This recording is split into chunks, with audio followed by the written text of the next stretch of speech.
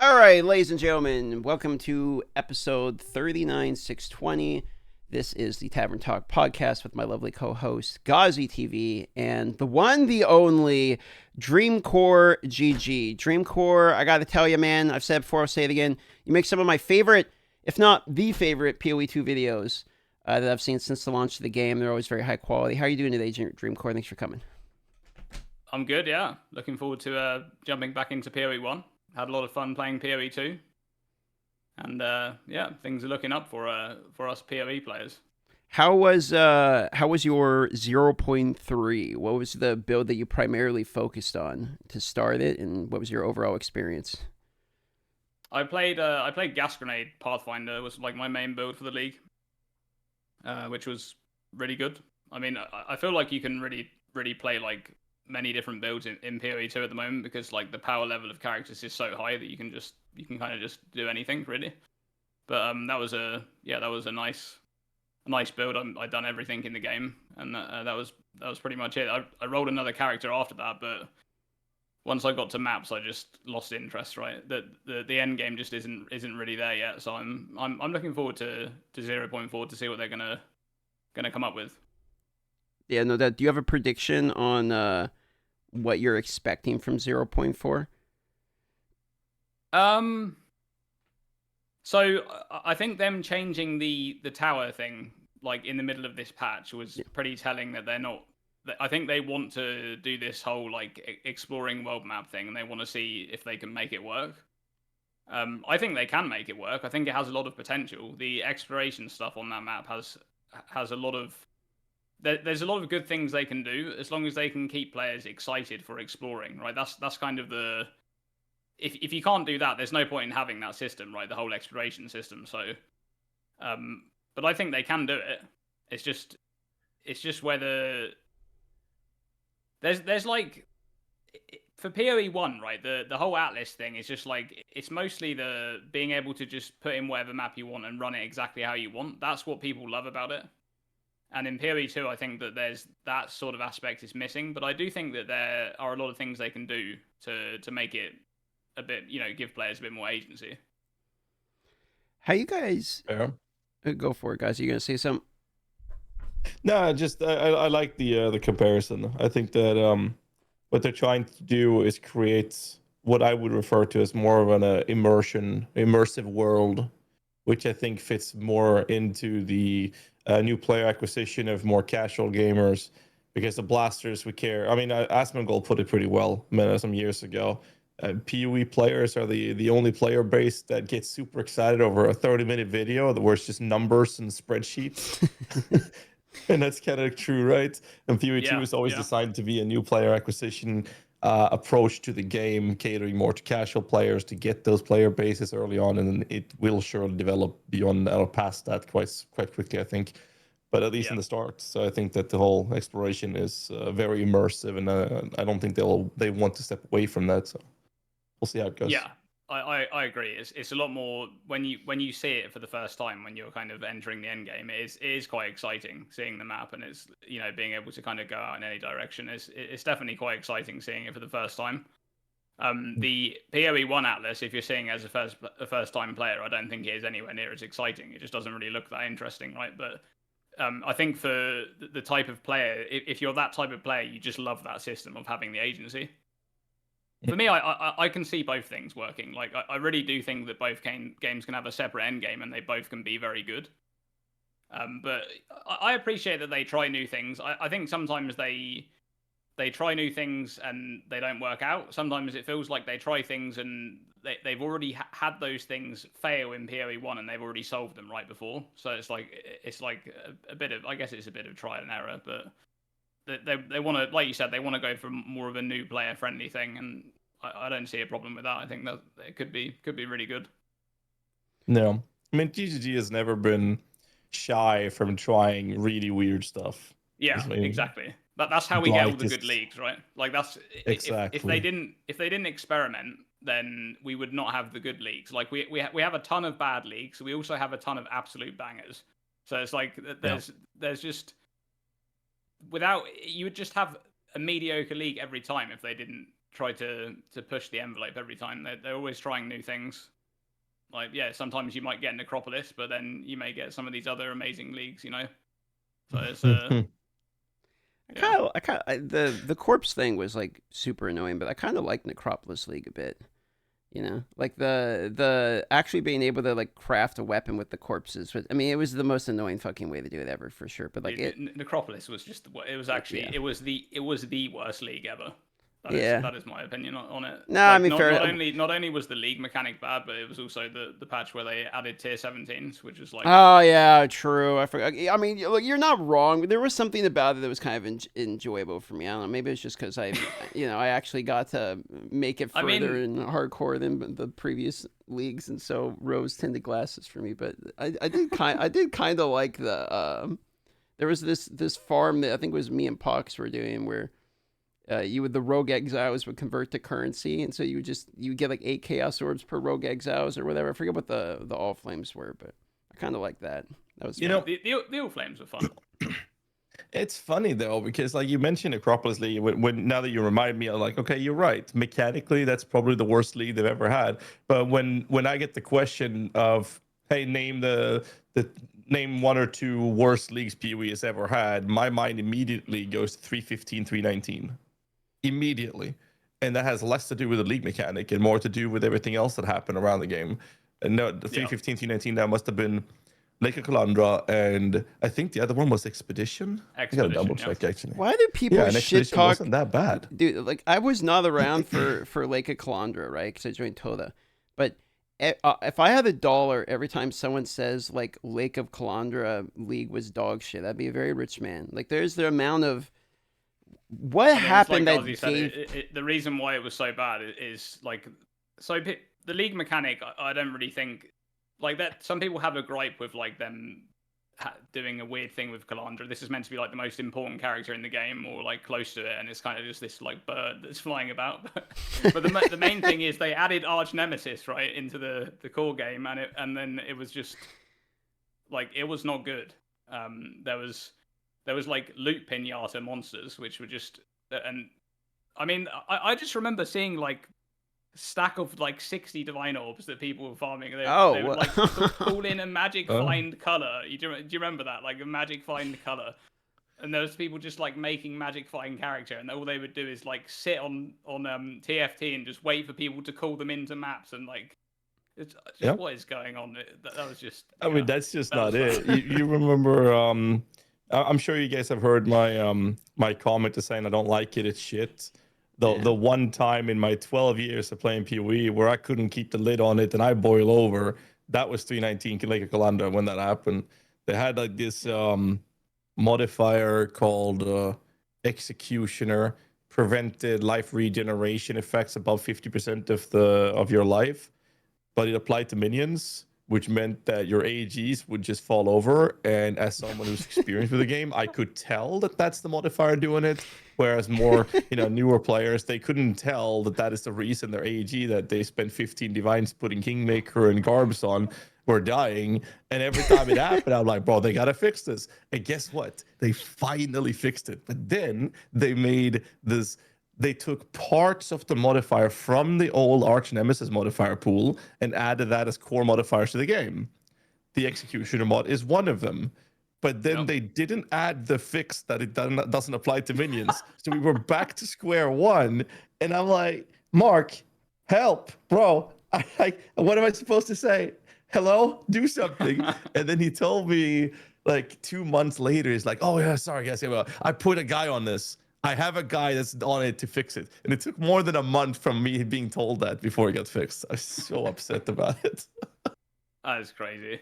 I didn't even know about that. That's crazy. Well, I mean, Arch Nemesis as a league, right? Like, as a league, Arch Nemesis was fine. And then when it got implemented into the core game, it was like, it went through like, I think it was 3 iterations maybe, or was it 2 before it got like, and then they basically canned it. Well, they didn't really. They rolled it into the core game in a new format without actually calling it Arch Nemesis, but like some of the modifiers stuck around and some of them went away permanently, right? Yeah. I don't remember the rewards were not enough. I think was the biggest issue when they were going through the iterations of it. But it landed on a pretty okay state in the end. But I don't Yeah, remember if it was 319 or 315 that Chris Wilson took like an apology tour on a bunch of his streams. That was 315, I think, or was it 39? That was 315. It might have been 315. It was part of that change. The one that I remember more vividly was they wanted to restructure the flask system.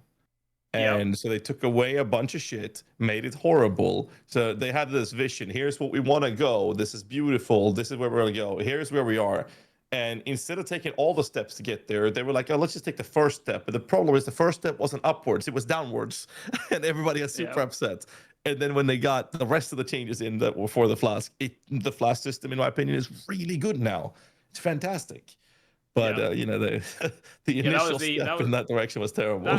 To be fair, though, that patch, so I look back on that patch a little bit differently. I think that they did make a lot of mistakes in that patch. Like, I remember one of them was the mana cost and reservation stuff. That was absolutely awful. Like, I remember going from patch 3.14 to 3.15, you actually couldn't even play Herald of Agony because you actually could not socket it with 5 support gems.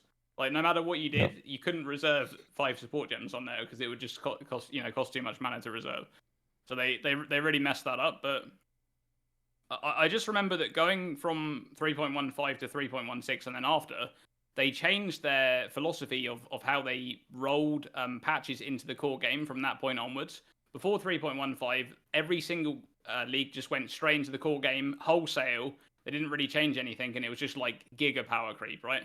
And following 3.15 and afterwards, they started to implement a new system where they would really think about how they would put things into the core game. And sometimes they would just completely chuck a league out, like, this is not going in the core game, it won't work. Sometimes they would roll things in, like, for example, they took the Scourge monsters and rolled them into the old Beyond mechanic, right, and replaced it. And obviously, from that point onwards, they also really, really fixed defenses, this is when I really started to enjoy PoE1 a lot more, because before that, everything was like chance-based defenses. You would basically dodge or block. And or kill everything before they touch you. We play Necromantic Aegis and minion plays as well. That was most people was kill everything.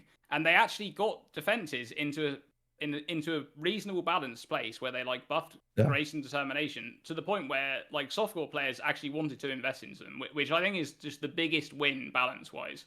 Like that is when you know they're doing something right, when they've got that balance right. So yeah, that was definitely when I started to really enjoy PoE1 more is from that patch onwards, because they made defenses so interesting to build around. There's so many interesting defenses in the game now, which is like something that I'm really missing in PoE2. It's like interesting defenses to build around, like things like, Fourth Vows of Bakwa. Like those sort of like interesting stacking layers that you can kind of build into is just... Yeah, I mean, they'll come in time in PoE2, I'm sure. So it's not just that they were interesting. It's that, like, I remember Necromantic Aegis. It's like the talisman we have in PoE2, but we gave your amulet to your minions. But in PoE1, it's the shield, right? We ran that with charges and damage, and it was crazy. But when they introduced content on those patches and forward, a couple of patches down the line, where we couldn't do that because we were you were not able to do the juiciest content if you didn't have certain levels of defense. And I thought that was such a good change, because it's not only were they interesting and attractive, they were mandatory for the super juice content instead of creating these super glass cannons, and it just made the game a lot more fun. But you also mentioned the whole wholesale leagues came through. You remember 311 Harvest League? Yeah, we all remember that. Yep. League after, they were like, oh yeah, here is all the power you had again, right? And then they were like, yo, maybe we need to strip down some power, and then they cut it down for 313, and everybody got super upset. I mean, I would guess that was the catalyst that kind of set all that stuff up, because it was only 2 patches later that they then decided to, like, we need to change our approach. And obviously the 3.1.15 thing where they nerfed everything was kind of a response to power creep being a little bit out of control. Like, as it is today in PoE1, like, we're way more powerful now than we ever was. But it's I think I seem to remember an interview with that Jonathan had with someone, this was in the lead up to PoE2's launch, and he got asked by someone about PoE1's power creep, and the guy was like, "Do you think the ship has sailed?" And Jonathan was like, "Well, I don't really know if it has." As if to say that they might want to come back in and do another one of these like 3.15 patches where they like pull all the power back and kind of reset things, or so to speak. But I also get the impression that they don't really see PoE1 in the same light anymore. Like now that PoE2 is there, I think how they see PoE1 is this is a game for PoE1 players that have been playing the game for a long time, and we're developing it for those players now. You know, PoE2 is going to be the game that's going to get all of the new onboarding stuff and all of the new player-friendly stuff, and in PoE1 they're just going to focus on pleasing that crowd, right? So I don't really think they need to. They don't necessarily need to like pull back the power of players. They can just add more content on top always, right? They can constantly keep like raising the bar of difficulty because they keep giving players more and more power. That's kind of what they're going for anyway with the tier 17 map modifiers and the tier 16.5s. You know, it's all like ridiculous difficulty scaling at the very top end, and you know every character wants to be able to do that basically. So I wonder how much of a sigh of relief it is for them, or if it makes it easier to develop PoE1 now that PoE2 is out, like you're saying, where they have sort of a little bit of a dissection of different types of audiences. Like, I know they have to make 2 games at once, but I wonder if in some ways making PoE1's a little bit more relaxing now, a little bit less stressful, as you know they have the instead of having only one product, you know, that they have to worry about, they kind of have the stress of it split up a little bit between 2. I think the interesting thing there is that for a long time they just developed PoE1, and their method of doing it was constantly increasing the player base, like league on league. I mean, you just look at the graph; it's just constantly going up, and it's like this trend of it just keep rising and rising. And then obviously the 11-month break happened, and then now we're kind of like lost quite a big chunk of players. But I do think that now that we're getting back to those regular cadence things, some of those players that used to play are going to come creeping back in. You know, there's some people are going to be gone forever, but I do think that some will come back, and we'll probably get some new players as well that will get hooked from PoE2. Like, I don't think there's a huge portion of PoE2 players that are going to play PoE1 long term, because I'm not really sure if it's the game for that crowd, like for a lot of them, but probably a small amount of them will want to do that. But in terms of developing the game, like, I'm not really sure much has changed for them. Like, maybe it's maybe like you said, it might feel nice just thinking like we don't really need to attract new players anymore because we kind of have our player base and we know what they want.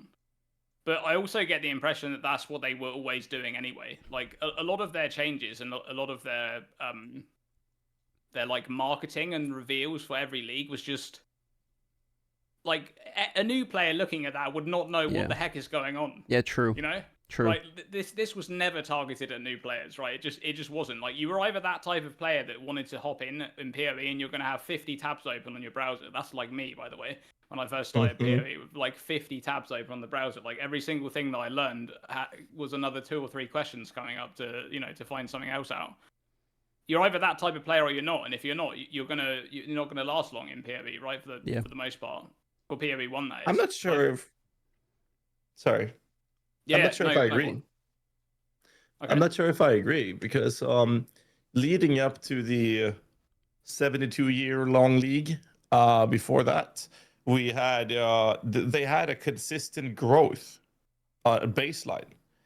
Yeah. Sure, the game wasn't very friendly to new players, but despite that, they had they had a, like Jonathan said, for PoE2 launch, they're gonna get really cool numbers, and then the next league they're gonna have lower numbers, and then their goal is that every step from that, the second launch, is going to go up consistently. Yeah. That's the goal, right? But they were doing that in PoE1 up until the 72-year-old the lake. What was the league called again?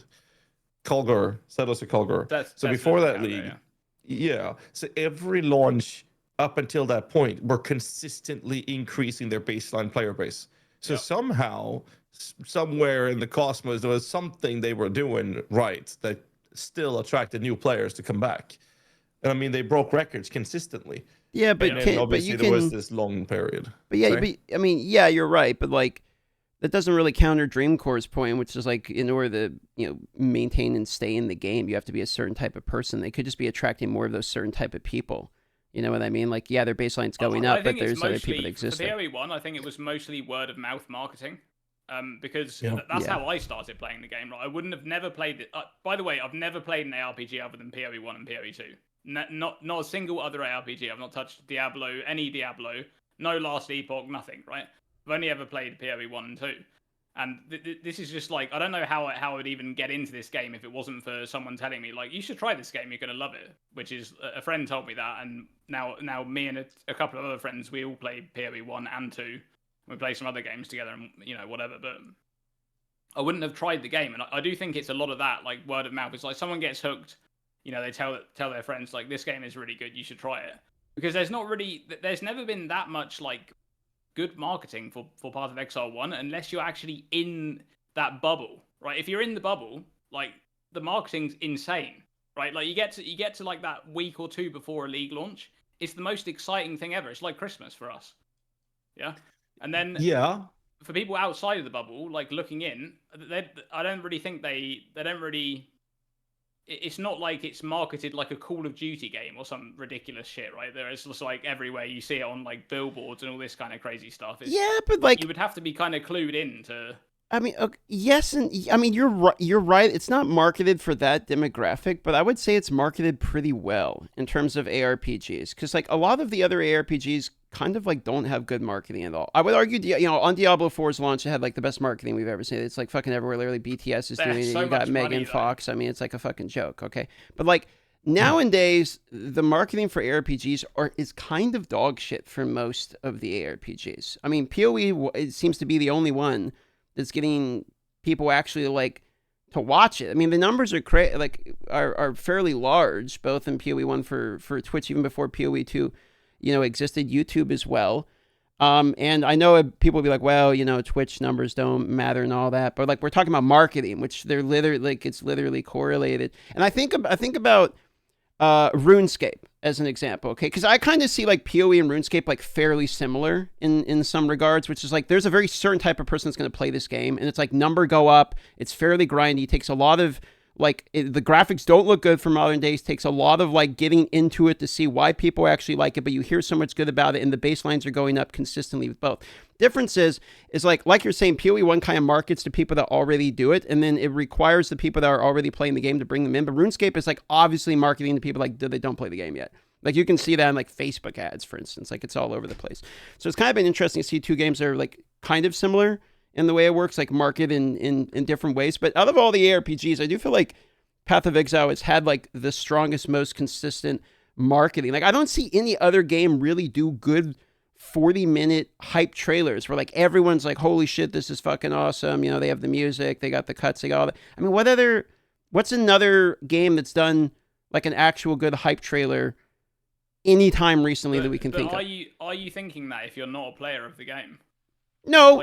I mean, not as much for sure, but I think fairly objectively, if you put a player who doesn't play either of them side by side, and you see like the reactions from people and the people talking about it, etc., I would think that the Path of Exile reactions and people looking at it, etc., is typically more exciting than people looking at like whatever other ARPG you want to name. For me, as a player, like I think their marketing is great. Like I've played games in the past with terrible marketing, right? I played Guild Wars 2 back in the day. That game has like the absolute worst marketing I've ever seen. It's just terrible.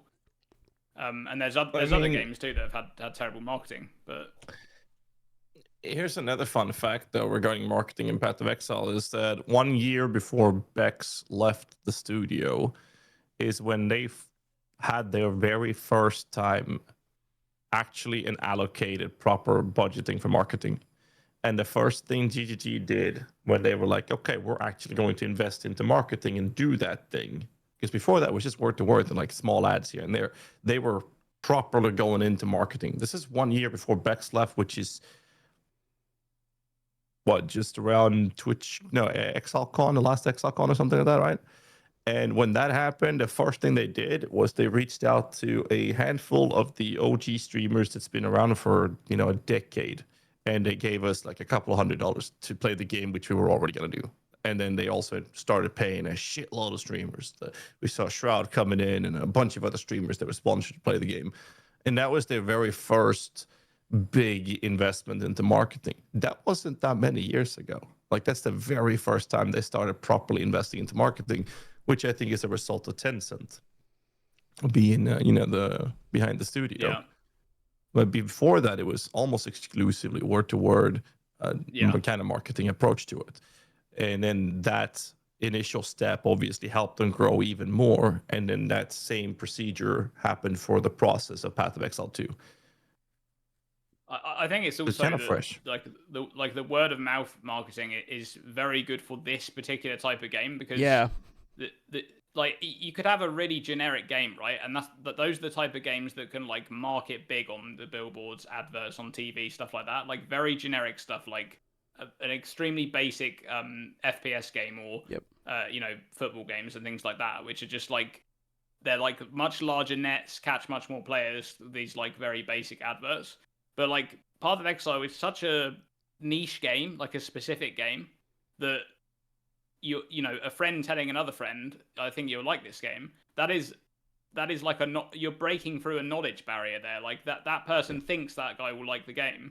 Like the game developers wouldn't be able to get the game in front of those people because they don't know how to find them, right? But it's like it's a word of mouth thing. It's like you're gonna like I would never have played the game, like I said, because I've never played ARPGs before. It just never would have been my thing. Now it's become my favorite game, right? So without that kind of interaction there, I think a lot of the players just wouldn't be there, because that's just kind of how it's grown over time. I agree. It's a game that requires a certain amount of trust me, bro. Like when you're about to play it, you know what I mean? If someone actually being able to get past the rough part about it. I remember I played it like way before YouTube or anything. I played it for like a couple hours or something. So I have the Minotaur supporter pack still. I played it like I think I never made it out Act 1. I don't really remember how far I made. I think it was maybe level 30 at the highest or something. And I opened a bunch of loot boxes trying to get like the gore outfit because I thought it was cool, and then I quit the game and then played again because it's just like it's like it's a little complicated. I like the cosmetics, and that was about it. But I think just from like because you're kind of talking about like visual prowess there with the FPS stuff. I feel like PoE2 is going to get people that sucked in with absolutely no explanation just because of the visuals alone. They're like, this looks good. You know what I mean? Yeah. So you're going to get people that are at least willing to try it as much, and so they can at least have an attempt to get their hooks in them. Whereas PoE1 is like, no, you have to endure, X amount of hours until you kind of get it. Chris Wilson said many years ago that the way they win players or market shares is by getting the player to get to maps. Once the player has reached maps, they own their soul. Kind of true. And I don't think that's necessarily the case for PoE2, because I think there's a large player base that only plays the campaign and don't give a flying fuck about the end game. Yeah. And I think the modernization and the graphics and everything and the quality of the game is what's causing that player base to enjoy that part of the game. I think most of us PoE veterans, we are less excited about the campaign and more focused on the end game part, because that's where we'll spend the majority of our time, right? Yeah, that is true. I was seeing these comments, video that someone was saying like, yeah, why would they make more bosses for like only the 20 people in the world that are going to play it? Like no one cares about the end game at all. Like there's an obvious disconnect. You know what I mean? But like there is between play. It's like this is like the concept of no one cares about in game in an ARPG to me just seems like actually insane, like an insane take. But there's a lot of those comments that people feel this way. It's like, no, I play it like I'm playing a story game. It's like, what the fuck are you talking about? It's very weird to me. There is going to be that, though. There's going to be like a lot of people like who started the early access, played the early access once. They just play through the campaign. There's going to be people that've done that. There's also going to be new people coming in for 1.0 for the full launch. They're going to play the campaign once and they're gone forever. They're never coming back. But there's actually going to be a decent amount of players doing that, because that's just a thing that people do. The game's going to be free to play. They get to experience the campaign once and that's it. They're done. But I think part of the reason why there's that disconnect there is that PoE2 was made by a studio that made PoE1, which means that they automatically pull in a bunch of players from PoE1 to try this game. So you have this subset of players that are already conditioned to think endgame is the game and the campaign is just the thing I want to get through.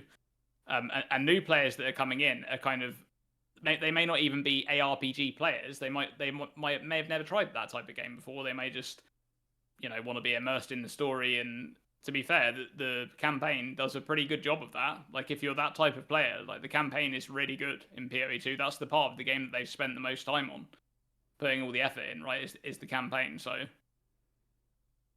I don't really think. I also don't really think that's that much of a problem. Like, I guess it depends on how many people do that, because how much money are they going to make off those players that come in, right, and play the campaign? Like, for early access, they've already paid for the game. But if it's free to play, like, if you're kind of spending all your time on the campaign for them developing it, and then there's like quite a lot of people that come in and just play the campaign and uninstall when they're done.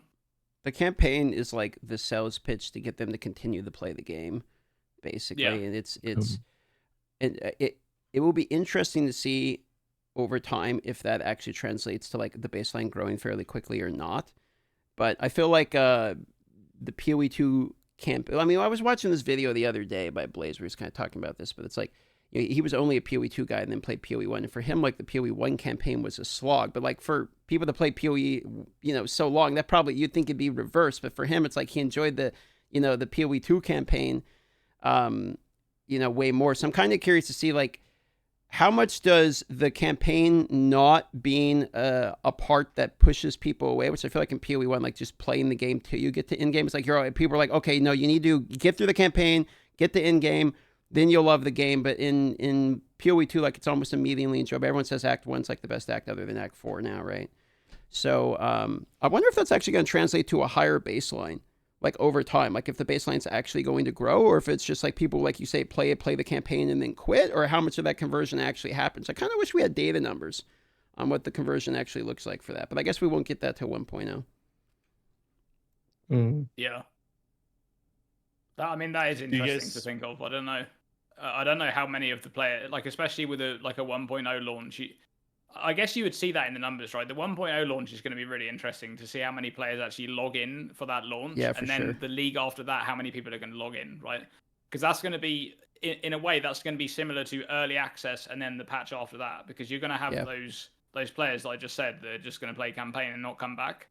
So, like, the people who come back for the next patch, they're the people that want to play the game for, like, the end game, or, like, I mean, I guess there's going to be a few that come back and play campaign again, but I'm curious. Jonathan said that they're aiming to release the game in December, and if they fail to meet that, they will likely release it in March. Do you guys think, with what we've seen and know so far, that a launch in December is still a possibility? 0%. This December, no. Yeah. Next December, I think. I know the Druid's going to be done for 0.4, right? Yeah. They had this interlude created. There's 2 more acts. I know that they're not going to release without all the acts, but they've said that they're fine with releasing it without all the classes. So the question is, if Druid's coming and they have their campaigns ready for December, then the possibility of them launching in December actually exists.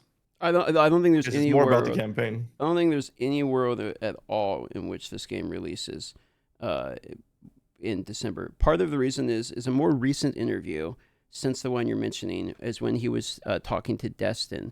And in the Destin interview, he asks him specifically about release again, because he had a quote in, I think it was the Japan article, where he's talking about, like, it's a 65% chance to release or something in December, is I think the one you're mentioning. And his answer to that was like, okay, like, the release has to be after he wants 3 well-received league launches in a row. He's like, I want to have 3 league launches that go in which it's like receive before I can feel comfortable releasing it. Well, if that's the case, December's the second one. If it's a good, we already had one. 0.3 is one. December would be the second one. The third one, January, February, March, April, right? Am I mistaken here? So it'd be April would be the next one. Actually, no, it would be March, because it would be March. December to January counts. So it would be March. And that would be the third one. If that's 3 well received, then the next update would be like full release, basically, unless they're launching it on the third one. So we should be at this point June, July, August, like August at the earliest. If it's sticking to, he said 2. Okay, people are saying 2. Well, then March would be the absolute earliest. I thought it was 3, but if he's saying 2, then it's March would be the absolute earliest. There are other factors to take into consideration as well. One is obviously time of the year. You don't want to launch anything in January, February for obvious reasons. December is probably the best launch time in the entire year that anyone can launch something big. And then the next one would be summertime, June, July, but they're not having a June, July release. That's a PoE1 time frame. We have March and then August, right? So it's like, at the same time, they also said that they're aiming for December or March. So if they do that, then it would be kind of weird if they postpone it even further. Jonathan has also said that they don't want the early access to be more than a year. A year is happening in December. They're already pushing past that if they're going for a March release. So there's a lot of different factors. The question is which one matters more to them, right? I think if it's not going to be a March release, then I think they're going to push it back to December next year. Like that's the slot that would make makes the most sense, yeah, for them. Yeah, like it that's would the slot definitely that's make going to more make them sense. the most money as well. Like yeah, that's when they historically did all of their big Atlas expansion releases, and that's going to be their biggest release to date. Is going to be a 1.0 patch for PoE2. So. I definitely think that if they can't make a March release, they're not going to release it in October. I think, or August. I definitely agree with you, Dreamcore. I think that if they can't meet March, they will launch in December next year. That makes more sense, and it also like not just from the development perspective, but mainly from a business perspective. But that would also go against them wanting the early access to be a year. It goes against the statement to say, oh, we're aiming for December. If not December, then March. So if they're missing those two, are they going to push it another year? I don't know. Yeah, it's kind of crazy. It's a kind of crazy situation because for 0.4, it seems like they're focusing on the end game, which tells me that like we know that Druid's going to be in, but and Trial of the Ancestors is probably going to be in as well because as far as we're aware, they barely missed it, or they sort of missed it. I don't really know. Like everything is set up there. You just need the mechanic, right? That's everything. That felt really weird, by the way. I hated that actually. I really wanted that mechanic to be there. It was a shame that it wasn't. But so they're going to need that in, and they're going to need Act 5 and 6, right? And then also they probably want like another push on the passive tree. There's like there is quite a few things that I think they want in the game before. The classes, they've already said that they're not really bothered to have all the classes in. Like I think as long as they have one strength and int class, then that's going to be good because they've at least got representation for each part of the tree. But yeah, I think it's going to be pretty tough for them to meet March because I do think that 0.4 is just going to end up being like this massive endgame patch and it doesn't do much else. Yeah. And then, they've got a lot of other stuff to do then in those 4 months. Well, we'll get one class. We got Druid coming. And 0.4 is like, confirm. It would be an announcement of a delay of Druid if it doesn't come in 0.4 because they already announced it is coming in 0.4. So with the Druid coming, what is it in particular you want to see from the Druid? Do you have any like hopes for it in 0.4, Dreamcore? What are you laughing about, GHAZZY? I'm interested to see how transforms work in general, I think, because back when they first revealed those was like when it was still in PoE1 like phase, when it was going to be like an upgrade to PoE1, and they had like I remember like freeze framing, like skipping the reveal to see like it was like a flat reservation at the time, and obviously all that stuff doesn't matter anymore because they got Spirit in the game now, and there's like a lot of interesting things they can do with the Druid. One thing that is, I think claws are a strength int weapon, or they're supposed to be in PoE2. So I wonder if claws are going to be a thing that's on that top sort of left side quadrant of the tree there. Maybe that's going to be an interesting thing that Druid could have something to do with that. It kind of thematically goes there. So. I would think so because there's like placeholder nodes that are literally just attack damage percentage and nothing else. Yeah, they just look like claws, right? Yeah. So claws are intelligence dexterity based, right? Not strength. I'm not sure if they are. I had to Google it to be sure. They're like Gemini claws, life on hit, man on hit. They're Dex intelligence based. Is that the PoE2 I know they are in DB or PoE1, yeah. It's just that in who's lagging? huh? We're good. Mic check. Can you hear me? I'm good. What? Yeah. What? Can you hear us? Okay, we're good. Yeah. No, We're good? it was lagging. It was lagging in Discord, I think. Oh, okay. It's dexterity intelligence across the board. On the DB. Yeah. But there's claw shaped like things on the left side of the tree, right in the druid section. Well, I don't. You know, Okay. like how there's how there's weapon shapes on the tree, right? There's like a claw. There's like I think there's 2 claw things. But claws aren't actually coming with druid. I mean, they're not tied to druid, are they though? Because like I thought, I don't know if they're tied. I don't know if they're tied. I think claws are like assassin, right? Like assassin dagger or something. Whereas like there's primo, the tab primo, whatever the fuck primo is the one that's on when you go to cut a gem. It has like all the different things, and then one of them just says primo, which I was assuming has something to do with. Yeah, I seem to remember. I don't remember where this information came from about claws, but I seem to remember that they moved them to strength int because the right side of the tree was basically because they've made traps in PoE2 are weapons now, right? They're not just skills; they're actually weapons that you equip, and they're gonna have traps and daggers in the like shadow area. So I think claws are on that left side. That's why there's like a claw icon. If you look over at pain attunement, there's like a claw there. But yeah, I mean, regardless, like for druid, I think the druid has like a lot of potential to do. I kind of see it as like a jack of all trades class. Like in terms of the ascendancies that they could go for, like they're gonna have one ascendancy which is like really focused on the shape shifting stuff, right? I think they're gonna have one like shaman style class where it's like elemental like caster, you know, like volcanoes and nature magic, like tree summoning and all that kind of stuff, vines and things like that. So that I do think there's going to be like really different builds coming out from that side of the tree, which is really fun. I mean, that if you look at that part of the passive tree, it is like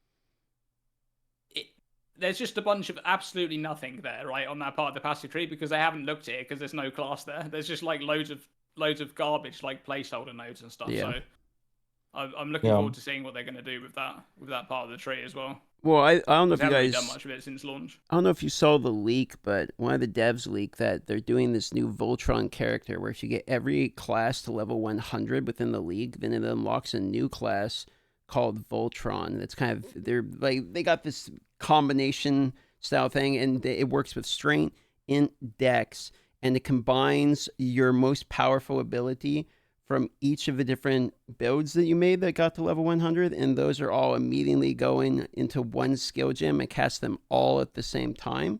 And then you get the raw stats of all of the characters together, the defenses, the offensive stats, even the crit, because everyone, you know, builds crit as well. And you get all the passive points. So you get 700 something passive skill points. It's actually pretty good. Why is it quiet? You guys don't believe me? That was way too. That took way too long. You don't to be believable. Okay, all right. No, I was laughing earlier because like there's gonna be wolf summons. I want to know what more kind of minions they're gonna give the druid class, and I actually hope that there's going to be a summoner oriented ascendancy from the druid as well because it's located in such a good spot on the skill tree to access so many different things, including the minion nodes on the north side as well. So that's something I'm very excited for. So GHAZZY is excited by the minions. Who are the... yeah. Holy shit. Do you think there'll be a minion ascendancy though for druid? Do you think the last ascendancy will be like a minion one? No. Not like actual. I mean, they don't seem to be doing like a full-on minion ascendancy, but maybe they could do something like thematically. I do think one of the marauder classes will be a minion ascendancy. Oh, really? Yeah. That's kind of a wild guess, but yeah. I think it's going to be like a ancestor type ascendancy. I think they'll make like ancestors minions in PoE2. Dude, if we have both of the melee classes like have this like a minion build Ascendancy in it, then I don't know how I feel about that. I mean, you got Warbringer already as totems and, summoning minions or ancestors, whatever the fuck you want to call them. That doesn't Yeah. count. That It's one's just kind totems. of. I mean, Shit. Crib's made quite a few like minion builds with that Ascendancy. He keeps coming back to it. Like every league, I see him popping up with a new one. Yeah. No, Yeah, I don't know. They don't want to have this idea of painting yourself in a corner with the build diversity choices based off your class choice. That was their whole idea. Whereas in PoE2, you choose a class that kind of defines the kind of set of skills that you're expected to use with the X Ascendancy. That doesn't exist in PoE2. The problem is with the way the skill tree is designed, the skill tree positioning is already doing that for you. So if you're on the northern part of the tree, whether or not you're starting left, right, or towards the middle north or true north on the skill tree, you are able to quite effectively, for the most part, do minion builds. Now, sure, there are some mercenary minion build tacticians and whatnot that exist, but for the most part, that's kind of like the idea. So if you're on the northern part or half of the skill tree, that allows that to be a possibility. Like I've done a ritualist, obviously all the witches and stuff, but there's some warrior stuff we've been able to do as well. And I think the druid would be positioned in a way that would allow to be played. But I mean, the ascendancy choices, the only thing that gets close to a minion related topic is actually the infernalist, right? And that's just the Hellhound. That's it. There's nothing else. Yeah. Sure, you get some spirit scaling, but that's just that works with other things as well. But it's the closest to a minion ascendancy we have. Yeah, I couldn't really think of that third druid ascendancy because I'm kind of like almost 100% sure that two of them are going to be that kind of theme, like one like elemental nature magic kind of natural disasters kind of thing, and the other one's going to be like very focused on shape shifting. And I do think one of the last Huntress ascendancy will probably be like a shape shifting thing as well with like cats or whatever it's going to be. But possible. Yeah. I would think that in 0.4 we would see at least one new ascendancy, surely. Like outside of Druid. They get started rounding out. Yeah, I hope so. I mean, I'm just most excited to get that class on that side of the tree because that will just give you a lot more options then. And once they actually put a class on that part of the tree, they then have to address that part of the tree, right? They haven't done it yet, and that part of the tree just sucks at the moment. Well, that's why I went Templar because I went Hierophant and I want mana to I want the passive tree to remember that mana exists a little bit. So that we can actually start doing some mana builds. Because if you might think like, oh, I remember seeing some mana, but there's like 2 nodes that have mana at all on them, and everything else is like there's percentage int, there's mana regen, like arcane surge, but there's not really like any mana nodes on the tree. I don't know if that's because mind over matter exists, and so they're kind of following the same philosophy of like life, which is like, okay, well, we don't want you to also be able to click life nodes or something. I don't know, but it's like there's not really any. Like, building an Archmage build feels pretty bad. I know you can get there with, like, Ritualists and all this other shit, but it's like, I don't want to build, like, a Ritualist just to have a 3rd ring so I can have a good amount of mana. Like, I just, it would be nice to actually have, like, some decent mana nodes to work with. There is one percentage mana off one of the new Timeless Jewels, but, I mean, it's kind of a stretch to use that for it. I'm quite excited for the Templar as well, and definitely mana needs to be addressed in the skill tree as a result of that. You also get the holy based minion stuff as well, dominating blow, melee stuff. That actually sounds really exciting. It's a fan favorite of mine, at least from PoE1 as well, at least for early stages. I think like Templar is also one of those classes similar to the Druid that is like jack of all trades. You have the caster version of it, you have the melee version of it, and then you have the summoner version of it. And the Templar actually brings all 3 type of archetypes baked into one class as well, similar to how the Druid will have. So I'm quite excited to see how they're going to present that, if they're even going to include all the things, because there is a possibility where they say, you know what, we're not going to have any of these holy base minions, no absolution, no orbs, no relics, and no DB, and then that's taken away, right? There's also a possibility for the druid that there's going to be wolf minions, which we've seen, but no other minions. The wolf minions is just there to boost up the crit weakness on enemies for the other ways of playing it. So there is a possibility we don't get to see a full set for those classes and those archetypes. What is the, like, I see you mentioning the wolf minion thing. What is the reasoning that we think that's like? Where is that coming from? That we think The wolves? that like there's gonna why do we think druids will have wolf minions at all? We haven't seen that in any of the gameplay footage, right? Sure, we have several times. They have a summon wolf on crit, I think it was, or shock or whatever in the footage, and when they summon, they do a howl that applies crit weakness on the enemies. So we know that there's wolf minions, but we don't know anything else. I totally missed that in the gameplay footage. And literally like almost all videos on the druid. Really? I'm not leaking again, okay? All right. Didn't they also say there was like a werewolf form? They said that originally. I personally never seen it. Werewolf form, and I think they said something else. But yeah, I don't think they show it off yet. Oh yeah, animal companions. Here we go. Let me see. Yeah, but we don't know like if there's gonna be more than just the wolves, right? I know that you've seen the druid in action. So I mean, I don't know how much. Yeah, but I saw it from I saw it from like you have to realize I saw it from like an animator's point of view. Like I'd see the chair and be like, oh, we're like working on like here's the visual effects we're doing, and here's like the wiring of the character we're working on. So like I didn't sit there and like watch a guy play testing the druid. You know what I mean? Like I saw like. No. Like visual. Yeah, I think it makes sense that they use the wolves in like a similar way to the PoE1 wolves, where they kind of like they're not really that kind of minion-esque thing. They're more like a buff for your character. Which I is see kind the of wolves. What they seem like what they're going for with it. Yeah. Yeah, you're right. I see the wolves here. It's in the first one. Oh. Yeah, it's got to be like an ancestor. The ancestor warbringer thing for surely.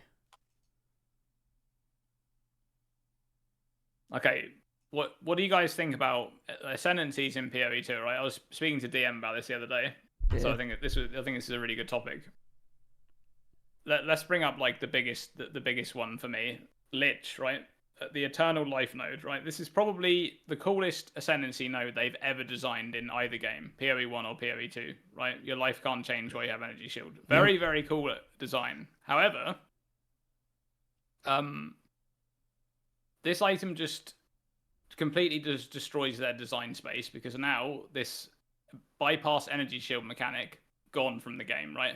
Nobody else can even think about using it because the Lich has this modifier that makes it damage reduction for them, So now, as soon as they added that to the game, they had to nerf Aziri's Disdain, which obviously you could say that was already being used in the first league, so that wasn't really a big thing.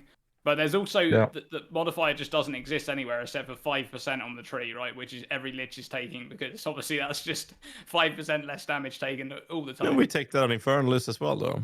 At least for minions. But you would surely want to try and take more of that on other ascendancies, except for you can't because they can't add more of it to the game because the Lich would be too strong. So like this is a node that is. And I think this is kind of a similar thing with the Ritualist with the third ring slot, right? There's actually several of these things in the game on ascendancies where I think what happens is it's a really strong modifier, like super strong to the point where it can only exist on this one class, like they can't even add it to a unique item or whatever. And then the build is kind of like predefined in this one aspect, like they kind of have to go for it. Like it's the same with DM was talking about it with the 3 ring slots for Ritualist. Like that's the class. If you want to do any kind of stacking shenanigans, it's that class because it has a 3rd ring slot, right? Which is it's absurdly powerful compared to any other competition. Like it doesn't. Less so with the ingenuity nerf, but yeah, sure.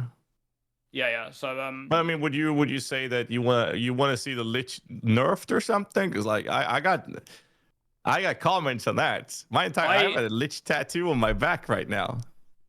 I really like the Lich Ascendancy, and I really like I said, I think that node is probably the coolest node between either game that they've ever designed.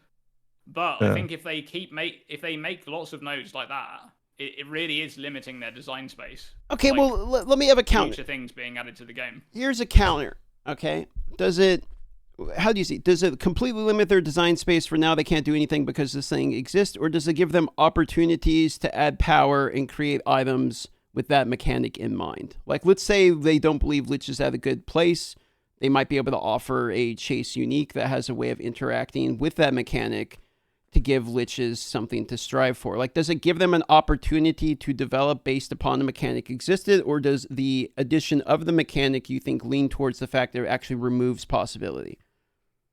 But then when they add that item to the game that you're talking about, right, to give them Yep. a power boost, that item is only designed for that one ascendancy, because they have to design it with the balance in mind that ascendancy exists. Sure, yeah, for sure. They can't.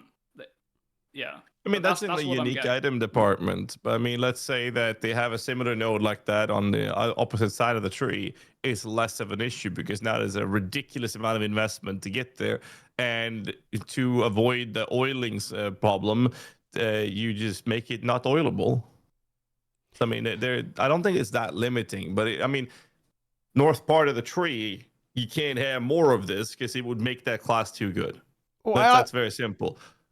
Also, like, I'm wondering, like, okay, like, I get the point, and I lean towards agreeing with you, but for this, for playing devil's advocate here for the sake of the conversation, I also wonder, it's like, but at the same point, we have situations where the same uniques are used on every class. Like, I mean, if you look at, like, Mage Blood in PoE1 as an example, right, or something, like, or the old Relicash booth or something, like, you'll run into situations where there's unique items that are used on a lot of things regardless they're strong. So from a philosophy standpoint, are we against an idea where certain uniques are very obviously good interacting with other things? Because couldn't we make the same concept like, okay, well, Aztiri's Disdain exists, and so are we saying that Aztiri's Disdain is only usable on Lich? Is that the argument? Because I mean, that is what that does. Or you have the unique, which is like Dots bypass energy shield, which is just kind of a dog shot because it's bad base or whatever. But like that concept exists. So because Lich exists, is this item that existed before the Lich Ascendancy?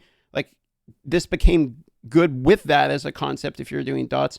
Does that mean that because the item exists, it's only for the Lich, or is it just the Lich happens to be strong with it? Like, well, I think it's more like now that it exists in the game, they have to be really careful when they add that stat into the game anywhere else. For sure.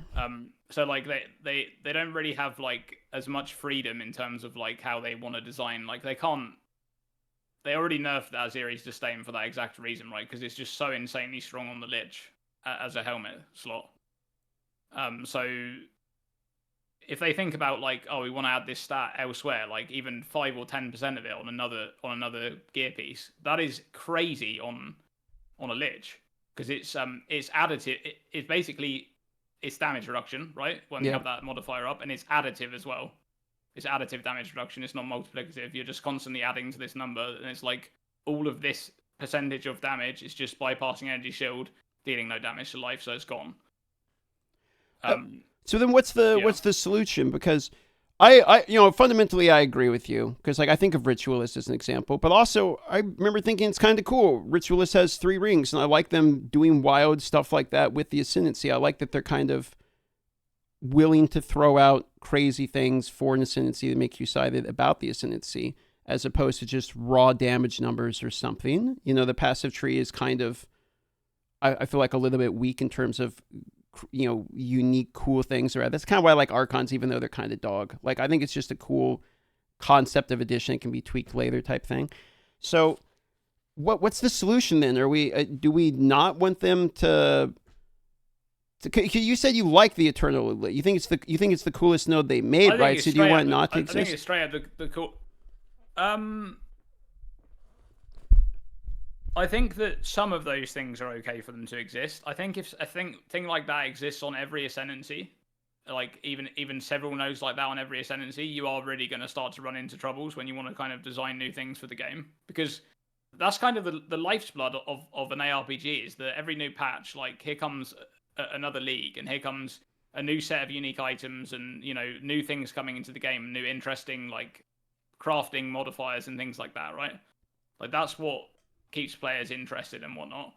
So if they're really limited to what they can design in that aspect, I think it does put them in a bit of a difficult situation. I as I said, I think the Lich one is incredibly cool. Like when I saw that node, that was actually so good. Like I just love it. Right, it's such a cool design. Like really, really awesome design. But I mean, I have the same feelings towards like Titan's 50% increased small passive node on the tree. Like I just I'm just not a fan. I also like the Titan backpack. Just get that out of him. Like I don't know. Put the backpack. Just Give us the life node, like the one that gives us more life. Get that where the backpack is, and put the backpack on the side. So if people really want to spec into more inventory, they can. But give us the life node before the hulking form, please. That way we get the extra life that we're not getting as a Titan. Yeah. Yeah. Life. I'm surprised that they went with the idea that the skill tree is supposed to be offensively focused and not defensively. And then the only defensive node they took away was life. And then they kept adding armor evasion and energy shield. And energy shield is directly comparable to life. So I'm like, okay. I mean, I'd rather take a 20,000 ES pool than how much life can you reach? 5-6K with really good gear? Higher with like Calm's Heart and shit? That's like really good gear, yeah. Yeah. Yeah. Most builds are running around like 2,500 or 3,000 life. Yeah, I think that my minion Titan had about 3,000 life, and it was rough.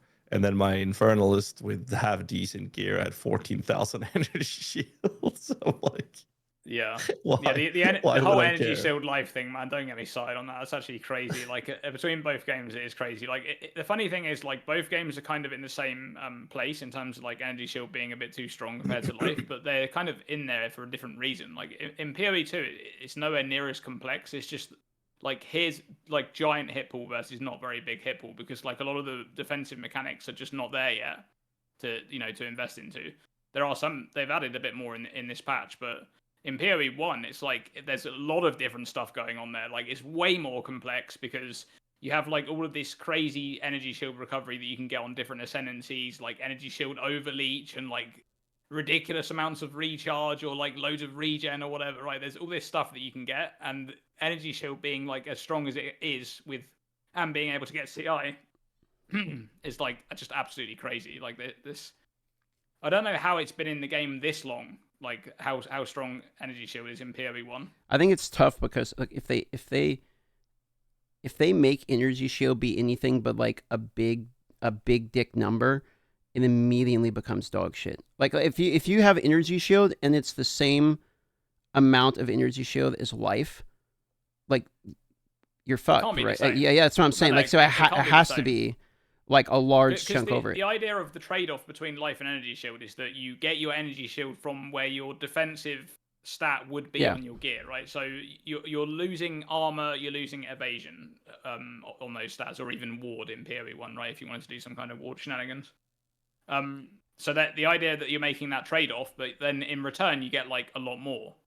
But I'm not convinced. So in PoE2, as I said, it's a lot less complex because it is literally just hit pool versus hit pool in most cases. Like you could say that, yeah, armor got buffed. There's some things going on there. But when it comes to like ground dots and things like that, right? Like if there's a ground dot on the floor, would you rather have 12,000 energy shield or 3,000 life? I mean, yeah. Even if you've got a lot of recovery, like you're going to be able to react faster and just get out of the ground dot, right? So but in PoE1, it's just. There's so many things, just weird things going on. Like, I mean, Chaos Inoculation is just one of those things where, over time, this mechanic has got stronger and stronger because they've... I remember a time in PoE1 when Chaos damage almost didn't exist anywhere in the game, right? And you basically knew that you would get to, like, late maps, and then you would kind of start worrying about it a little bit. Yeah. Now it's just... You just see it everywhere. Like, sometimes it's on, like, league mechanics... From the very beginning, it's in like the second zone. It's on a league mechanic. There was some like mercenaries in like Act 1 that had like some chaos damage. Yeah, to just blow you up. So how long have you played PoE1 for Dreamcore? Since Delirium 3.10. Delirium. Oh, so you missed the whole when a patch 1 point something. That series came out, and the entire meta for a very long time was Chevron's wrappings. It was like 200 exalted. So it was just divine these days. It was crazy. Everyone went low life. There was no doubt about it. Every build went low life because there was like a huge lack of chaos damage in general. That was scary. And then there was some leaks that came out that kind of like pushed that to be scarier. And then CI took over, and then it's just been reign supreme for the most part. But as we talked about, 315 and forward defenses being better scaled.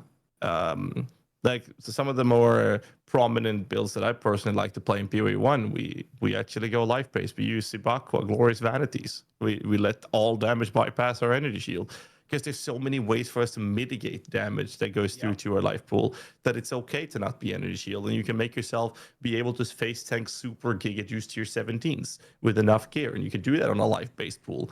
You can't really do that in PoE2. So I tried Titan Summoner, and I went with Doriani's prototype. I was like, this is gonna be good. I had so much armor mitigating elemental damage. I think I had 60,000 armor mitigating lightning hits. I had like 45,000 on the other elements and 3,000 life, and I would still get one shot by some random, fucking bitch ass fireball or something or somewhere with 45,000 armor mitigating damage. Yeah, I mean, I did like a lot of testing on like endgame maps, but in 0.1 I used the Veil of the Night, right, which sets your resistances to 0, and I had a character that I think I reached like 8,000 life or something, and I just done testing, and I thought, like, how much damage are these things really dealing? I want to like check it out. And I didn't die on that character from the moment I put the helmet on in Act 2 all the way up to tier 14 maps. Didn't die, right? Because I played a Warcry build where you kept like healing a bunch. Then I got one shot in tier 14 map by a fire meteor by one of those like the skeletal caster things. The hooded caster, bone pits, yeah, right? yeah. That thing must have. I was full life, so it was a fireball white mob. Must have dealt like at least 8,400 damage, somewhere around that, in that region. Which, I mean, yeah, when there's this sort of damage numbers in the game, like, you can see why energy shield is so good, because if you have 10,000 energy shield and 75% resist, so you're never being threatened by that damage at all, right? It's just it's just that, in that sense, it's kind of imbalanced. I think that's what they were going for with the armor applying to the elemental, but it just. And you can really overinvest into that mechanic, right? I saw characters this league with like hundreds of thousands of armor, like 300,000 armor applying to elemental. Which, I mean, obviously, when you get that much, yeah, okay, it's going to start being ridiculous. But the average build isn't having that. Like, the average build investing into armor and getting it to elemental, like the amount that you actually get, probably isn't really mitigating much. Like, I done the numbers on that. It really isn't doing much for having like, 15,000 armor or something like that, 10,000 armor. You're not getting much. But that's because of how armor scale, right? Yeah. So the harder the hit, the less the armor's mitigating, which is like, okay. Exactly. Yeah. Like you have to. I mean, armor as a mechanic, like, you invest into it in the campaign, you can really feel it. Like, with those physical hits coming in the campaign, it feels good. Yeah. It's working. I mean, I noticed in 0.1 when I played an armor character, like, I really felt it in the campaign. The moment I moved into maps, instantly, like, the damage was just punching through my armor because it was just too high, right? Like, those physical hits were just ridiculous. So I do think that's partly a balance thing. Like, they could probably tweak the armor formula a bit. I think it's still a bit weak. I would prefer them to tweak the armor formula to make it a bit stronger, and then pull back some of the numbers on that, like, armor to elemental, and then add ways to scale life a bit more. Like, the thing that they're missing there with that is that, like, we kind of lacking raw hit pool is like one of the biggest issues for life builds, because of all these like damage over time effects on the ground and things like that. There's like a bunch of chip damage comes in whilst you're taking damage over time. That's what's really rough. Like, an energy shield build can take like a spike of damage, move back, recover, go back in. A life build might just die to that spike of damage. That's what usually happens, right? You just kind of get hit, take some damage over time, and that's you're dead. I kind of hope Kitava gets reverted a bit. Like, I'm okay with like the positioning of armor. I don't really feel like I'm that worried about armor at the moment. It's mostly just the life pool for me. It's life, yeah. Yeah, it's mostly the life pool, and I was a big fan of. I really liked what Kitava had to offer, to be honest, because like I feel like it was a super carry early game, and then if I wanted to play something, I could swap over the Titan or something when I gear later. Like, I really like the positioning of Kitava, because basically you're all in the mastery just for your whole ascendancy is just resistances is basically what it felt like, and it was quite a trade off for it. And I really like the chest plate, so that nerf was a bit of a bummer. I know people are still running Kitava like fairly early, but And they're a little heavy-handed. What I didn't like about the Kitava nerf is that they like I actually don't mind them removing the 5% max res from Kitava. Sure. But I wish what they would do is put the max res on the tree, right? Because what was happening with that Ascendancy compared to the other classes is that this Ascendancy can just get like 5% all max res right off the bat, like on the Ascendancy, and you're basically always going for that because there isn't that much else to go for right on the Ascendancy, so you're getting that. What I would have preferred to have is like you already have that resistances coming from fire, right, from your maximum fire resistances. Why did they like when they added all the armor applying to elemental stuff to the tree? They removed a bunch of max res off the tree, so they basically like it's and also they removed the Inferno clasp belt as well. So Kitava lost the 5% from the Ascendancy, and it lost Inferno clasp. It literally lost like 10 max fire res overnight. Right, it's just gone. Yeah, it was a triple tap. It was the passive tree, the Ascendancy, and the itemization. Like it got hit from all angles, and I could understand a bit of a balancing because I mean it was pretty free. That's fair enough. Strong. It's very strong, no, defensively, but no doubt. It was so like that was like the first glimpse of mitigation in PoE2, that Ascendancy, right? Before that, it was like everyone was just raw hit pool because there wasn't any mitigation. Then it was like we have Kitava and a bunch of hardcore players are going for that because it's like really, really good mitigation. Like you can actually play a little bit aggressive with that class because you felt like you weren't really going to take too much damage, and you didn't. Okay, like, but you were actually very tanky. I didn't understand the issue with it because I played hardcore SSF with Kitava when it launched. I hit rank 8 was the highest I could go, but there was people like actually on the leaderboard with Warrior Kitava, which is like the first time they've ever seen it because it carried it early, and then it fell off to like Lightning Spear and stuff as people geared out and had better clear. So it's like, is that not the whole point of it? Is it strong early? You're still not going to have faster clear than everyone. Like you're playing fucking Earth Shatter or Bone Shatter or some dog shit in maps. Like I kind of just didn't understand. I thought it was a successful launch of an Ascendancy, is what I thought. Because it's like, oh, it's obviously a defensive Ascendancy. You pick this for defenses, and what does it do really well? You get defenses really well. I liked it. You were very tanky. It was the first time I felt like Giga tanky, felt great on the Kitava. I felt like I'm just not going to die. I was feeling good. Maybe they thought it was too much. I would get a little bit of a nerf. I mean, I can't believe they nerfed Kitava and then they didn't like tweak the energy shield nodes on the tree. Like I thought they were going to pull back some of the power from the energy shield nodes on the tree, right? Like maybe give them like a 20% nerf or something like that. Like they're a bit. Come on, they're a bit high. Like, isn't there like one node up on the top right side of the tree that gives you like 60% increase max energy shield with notable? Yeah, it's another one that gives like 40%. But man, those numbers are crazy. And then on Jules, you can get like 20%. Well, and then the other part, 1% on the focus, but yeah. Well, there was that, but then it's like, okay, so it got triple tapped in itemization, Ascendancy, and on the passive tree. But then they also nerfed life, which is just a nerf overall in general to maces, right? So it's like, okay, if we actually quadruple defensively nerfed the Kitava. I thought maybe they were worried that the armor like basically makes him immune to elemental because now armor does elemental, so he has 90%, you're only getting hit for 10%, that number's really low, and the armor is more effective on low damage, so basically the Kitava is just like fucking immune to all elemental damage. Like I could get, that logic, but I don't think... the formula is making armor mitigate first. So the armor implications... You're right, it actually doesn't, is right. Lower. The one thing that modifier does really well is... or damage is extra, because then you get a smaller number of their damage as another element, and that mitigation that you get on those numbers, like doing a juiced map that had all of those modifiers, like a % of extra fire, lightning, cold, and chaos, like all of those things, it doesn't matter because your armor is going to mitigate so much of that extra damage, it's completely voided. Yeah, that is really good for that. It's the base damage that is terrible. Or if the enemy had cold damage and then had a modifier that said % of their cold damage, is like % of the damage added as extra cold. Now your armor is really useless. Yeah.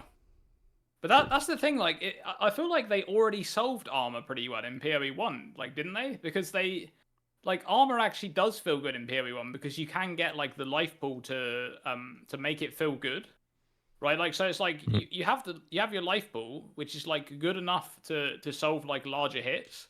And you also have like some supporting mechanics like guard skills, fortify, that kind of stuff. But then you have like a decent amount of armor, like I don't know what builds are getting these days on armor, like maybe like 30,000-40,000, like like an average build on the like an axe build or something, some slam build. But it's like that. Yes, that you're still going to get absolutely crushed by big hits that are coming in. Like it's not going to do anything to like a shaper slam or whatever. But like that's not the point of armor, right? The point is that you're mitigating those other hits, and you have the life pool then to like back it up, which is what's lacking in PoE 2. It's just that I feel like there's a bit of an opportunity in like the spirit gems for warrior to maybe help out with a bit of that. Because, like, we don't have determination, right? Like, determination was something that you have scavenge plating, but, like, really, So I wonder if there could be some, like, fairly solid defensive additions. Because you have time and need. I mean, I think people are literally using Wind Dancer. Like, Overwhelming Presence is an offensive one, doesn't really do too much. Then you have the Heralds. There's not really, like, a lot. I feel like the options in terms of spirit gems for, like, Mace Warrior don't really feel that great. So maybe there's something they could do there that actually, help it out a bit, help with the life pool or something like that. You know what I mean?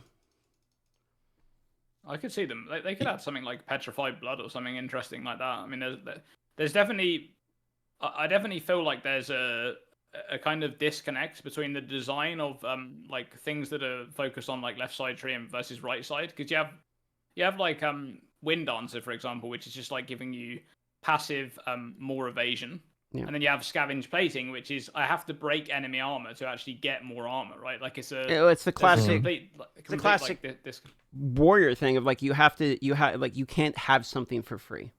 You're not, that's not allowed. Like something has to be costed in order to get something, and it's like that's just kind of like a theme with the warrior for some reason. In PoE1, we have auras that are kind of like mandatory. You either run Grace, Determination, or Discipline, right? Like even even Energy Shield based characters uses Discipline. But in PoE2, we don't even use Discipline. At least the vast majority of builds don't even care about Discipline at all. Like we don't even use it. And I don't know if it's something that they want to do, because otherwise the Spirit Reservation dictates that part of that will have to be used for either Determination, Grace, or Discipline, and maybe they don't want that anymore for PoE2, which would make sense. I don't know. Yeah, I do think that's kind of an unexplored thing with PoE2 right now, is that they added the spirit mechanic into the game to solve this problem that they had with PoE1. They said they hated it that everyone was reserving all of their mana pool, right, for auras and things like that. But as it stands right now, like it just feels like you just have this mana pool. Like you're either struggling with your mana costs, or you're not. And if you're not, there's just that resource isn't really doing anything unless you're like investing into it and interacting with it in some way. So I don't actually see that I don't see that they've actually changed anything there, right? Like in PoE1, you just like solve your mana cost, like get some Elrion rings or whatever, and your mana cost is solved. Like in PoE2, it's kind of the same thing. You get like maybe some reduced mana cost if you're having issues, some increased mana recovery, maybe some leech. The same thing's happening. If you're not actually using your mana for some other mechanic, like taking damage before life or whatever, then there's kind of the same thing going on there. Did you try your mind? Because you did a video a while ago talking about how you get mind over matter without mind over matter, and this league was the league I did that with. Mind over matter without mind over matter. Did you ever give that one a try? And like, after you made that video, I was curious what your thoughts. I didn't when I did that video, because at that time, like that was pretty high investment. You had to get you had to have a bunch of things, right? You needed 6 dual slots. You needed the corrupted. Was it the corrupted extra Cloak of Defiance? Yeah, you need the extra something socket. Like yeah, you need. It was pretty all in, and I think you needed it on a lich as well, because of the dual socket, right? The double effect. It was a significant investment, but now you can actually hit it with like fairly reasonable. True. Yeah. Actually feels pretty good. The socketables, yeah. Yeah, it felt pretty good. I was just gonna follow up on your next video, because I remember watching that video and being like, "Oh, that's actually like a pretty good point." And I tried. Did you have 100%? Like, did you have all the damage taken from? Yeah. Were you using the belt for like mana recoup? I had the arcane surge increase effect on the belt, and then I was running Stormweaver with the magnitude and all that, right? So yeah. I had like 2,300 mana per second or something like that, and then I had a 5k mana pool to give you an idea. So it was, more the problem you run into with that. So here's kind of a different conversation.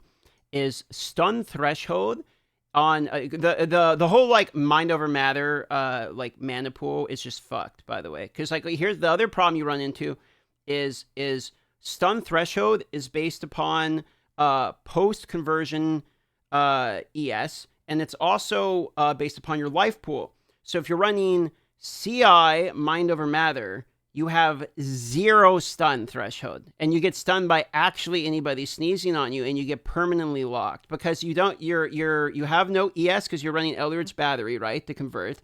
You have no life because you're running CI, so you have 0 ES, 1 life, which is where you would go with this build eventually, right? But as soon as you get tapped by anything, any mob, you're immediately light stunned. Like you just boom, it's just immediate, right? Because you have 0. So if you get hit by one mob, if there's another mob there, you're immediately permanently stun locked. You can't do anything at all. So the only way to solve this is you have to take the there's a anointable from the bottom a warrior side where you can't be stunned if you've been stunned again within like 4 seconds, right? So you have to get stunned once and then you're good for 4 seconds. So you get stunned once every 4 seconds. And before I tried this, I went into the King of the Mist, and the tornado tapped me once, immediately stun locked me, and it couldn't kill me because I had like infinite HP because it's regening, like just it's fucking impossible to kill me. But I couldn't. It was like soft locked because I couldn't move because I'm immediately stunned. So it's like the whole concept of the build that you were talking about. It works great. You can actually do it with the runes, and it works great, and you get lots of regen, and it's fun. You don't get that much mana because there's kind of a problem on the Stormweaver. It's a little iffy because Stormweaver, but you still get even if you build it out, you still get cucked at the end of the day because you have absolute 0 stun threshold. So like they have to have a stun threshold. It's based upon mana or some other way of solving this, or else the whole archetype is just basically. Did they change the CI stun threshold thing? Cause, it was pre, now it's post. Yeah. It was. They did change it. They did change it. Yeah, it was pre, now it's post, is my understanding. Yeah, so. that. I mean, that is a good change for sure because they wanted it to, like that didn't make sense how it was before. I think that was during the Ghost Writhe. Like, remember the whole Ghost Writhe thing? Like, when that happened... They want you to invest into the nodes that give you, like, a percentage of energy shield or stun threshold. Like, they want you to actually invest into those. Yep, and like so people that change makes sense. in chat are saying there are nodes that give you threshold from ES. Doesn't work on the build because everyone... no ES. Yeah, and if you look at the heat map, all the Storm Reavers are running those nodes, but you have 0 ES and 1 life because that's where you would go with a mana stacking build. Like, that's the end game of you would go Eldritch Battery, and it doesn't work. So like the build the archetype is basically bricked unless you kill everything. Yeah. That's funny. The mana stuff would be interesting. I think if I think they probably have like flashbacks of 0.1 where there's just these like crazy mana builds everywhere, and they're kind of thinking we don't want that again. But I think they should explore that kind of stuff a bit more. But they have that, but worse, because now it's life. Yeah. Like, now it's life, and they're moving actually faster and have no penalty of reduction, so it's literally Spark builds, but even better and faster. But dude, I think we're going to have this every patch. Like, this is going to be... Every patch, there's going to be these crazy builds, right? Because the balance is just going to be so hard for them to keep in check for quite a while yet. It's just a recurring thing, right? There's just always going to be these crazy builds that are just blowing up screens or running crazy movement speed or whatever it is. It's going to be there because they can't, like, they'll nerf these things, right? The what's that new support gem called? The life one, like, gives you a bunch of flat damage. You're talking about the blood leathers? Add Louis blood leathers? That one, that, like, they're gonna change that, right? They're gonna nerf that. There's gonna be a bunch of changes to the current, like, broken builds. They'll probably nerf some of the reducing your movement speed penalty while casting and things like that and attacking. They'll probably change a bunch of that.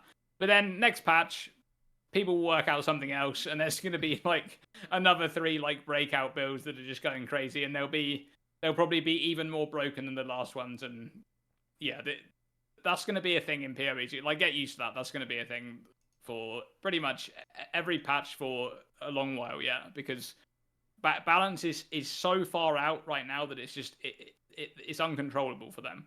But I don't really think that matters at the moment because they don't have. Basically, like, the goalposts are constantly moving every single patch, right? They're adding like all this new stuff in every patch. They're going to be adding new classes, new ascendancies. There's not really much point in them like really strictly balancing the game. I think I just like them to come in that sort of, you know, 2.5, 3 week time and like do a patch. Maybe they can like pre-warn people. They can say like, we're going to bring the power level down of these like crazy overperforming builds by like 25%, and we're going to buff some of the, you know, really weak builds by 30% or 40%, and they like give people a heads up and do that. That would be really cool. I think part of the backlash that came in 0.1 when they nerfed those builds, right, is that they didn't warn anybody, right? They didn't do any kind of warnings, which meant that people kind of got caught off guard, because you know what happens in PoE is here's a streamer playing like a really cool build, and then a bunch of people follow that streamer, but they're like days behind in terms of progression. So they like start playing the build, and then suddenly it's nerfed like the very next day, right? And that's when the backlash comes. So I think if they kind of gave people the heads up, obviously there's a lot of things they could do with that, but I think tons of I think they're right though. Like if they do mid-league nerfs, just shitloads of people would quit and not come back.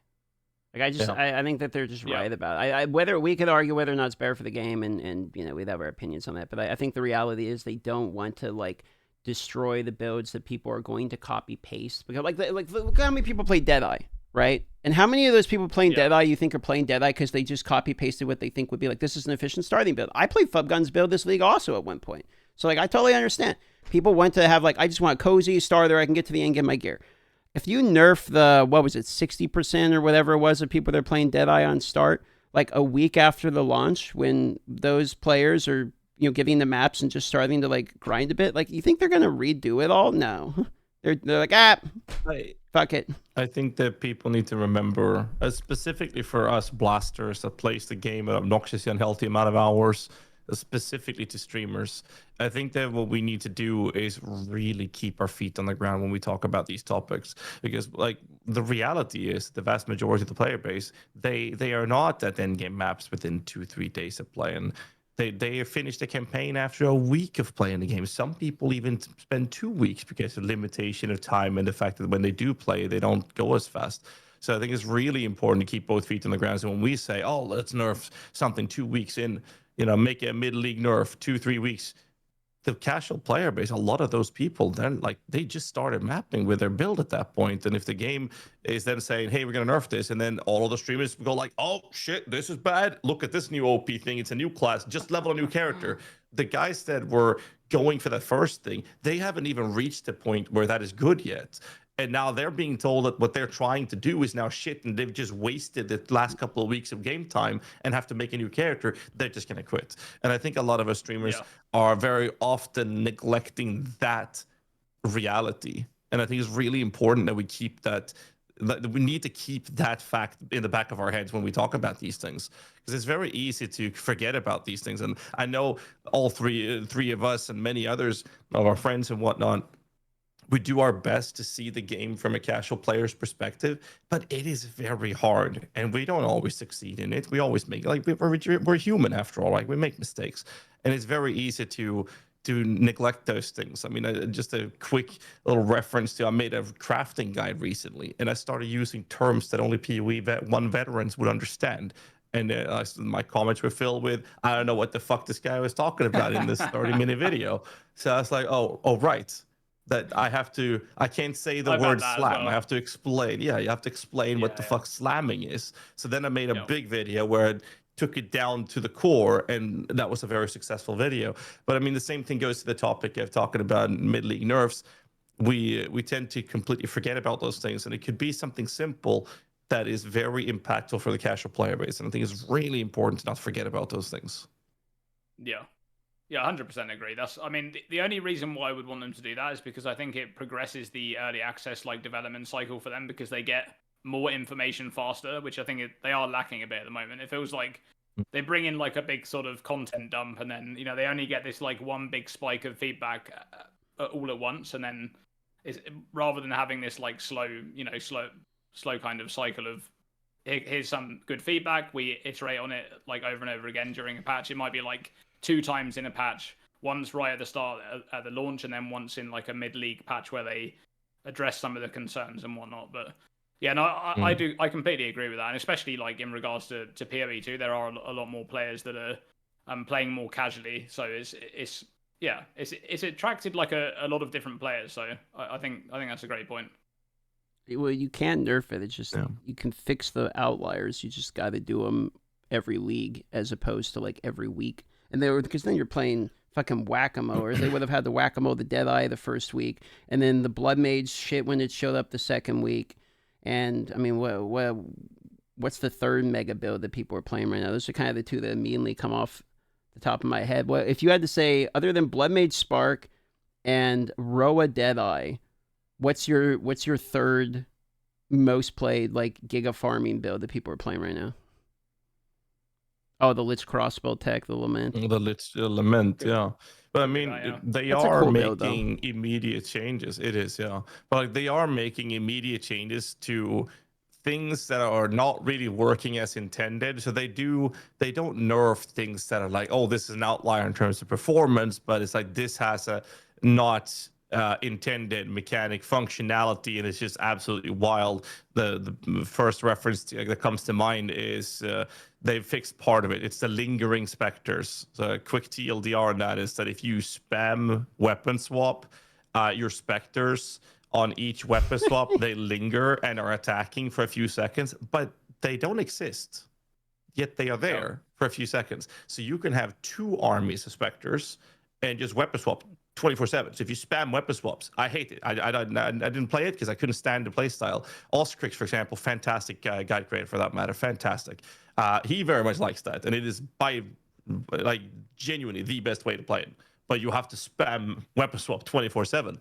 There was a thing that came to fruition from that mechanic, which was a gigantic following, which gave them a ton of HP, minion instability. So when you weapon swap fast enough, this was fixed, by the way, because it was not an intended feature. You weapon swapped, and every time you weapon swap away from gigantic following, your minions would lose that extra HP, and they would immediately explode with minion instability. And you could have these giga minions, and by just spamming the weapon swap, your minions that don't really exist would explode, deal a stupid amount of damage, but since they don't exist, they don't trigger your revive timer, so you just keep spamming, and you just create these massive explosions because they don't actually exist.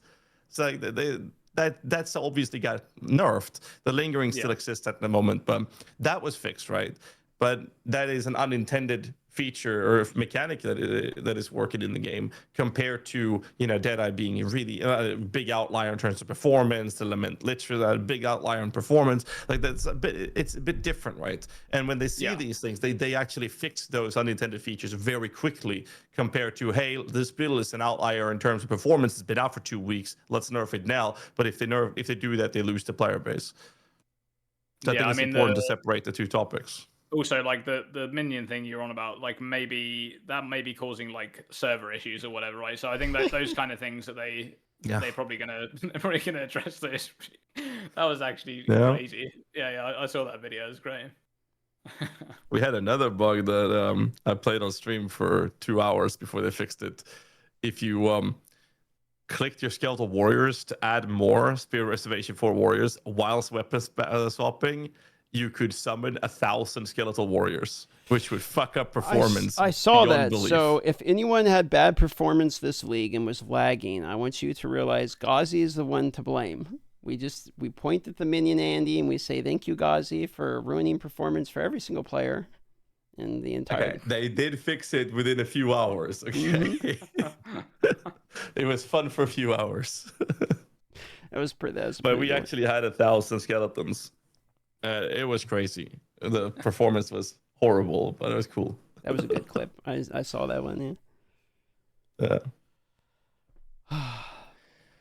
Exploit early, exploit often, I guess, buddy. You remember the ritual from last league? Everyone was infinitely deferring, or what? Did they ban people for that one? Like they actually... there was like a I think infinite they did. ritual thing where you could actually just buy shit. Yeah, I remember that. They did, yeah. And I think that's really good.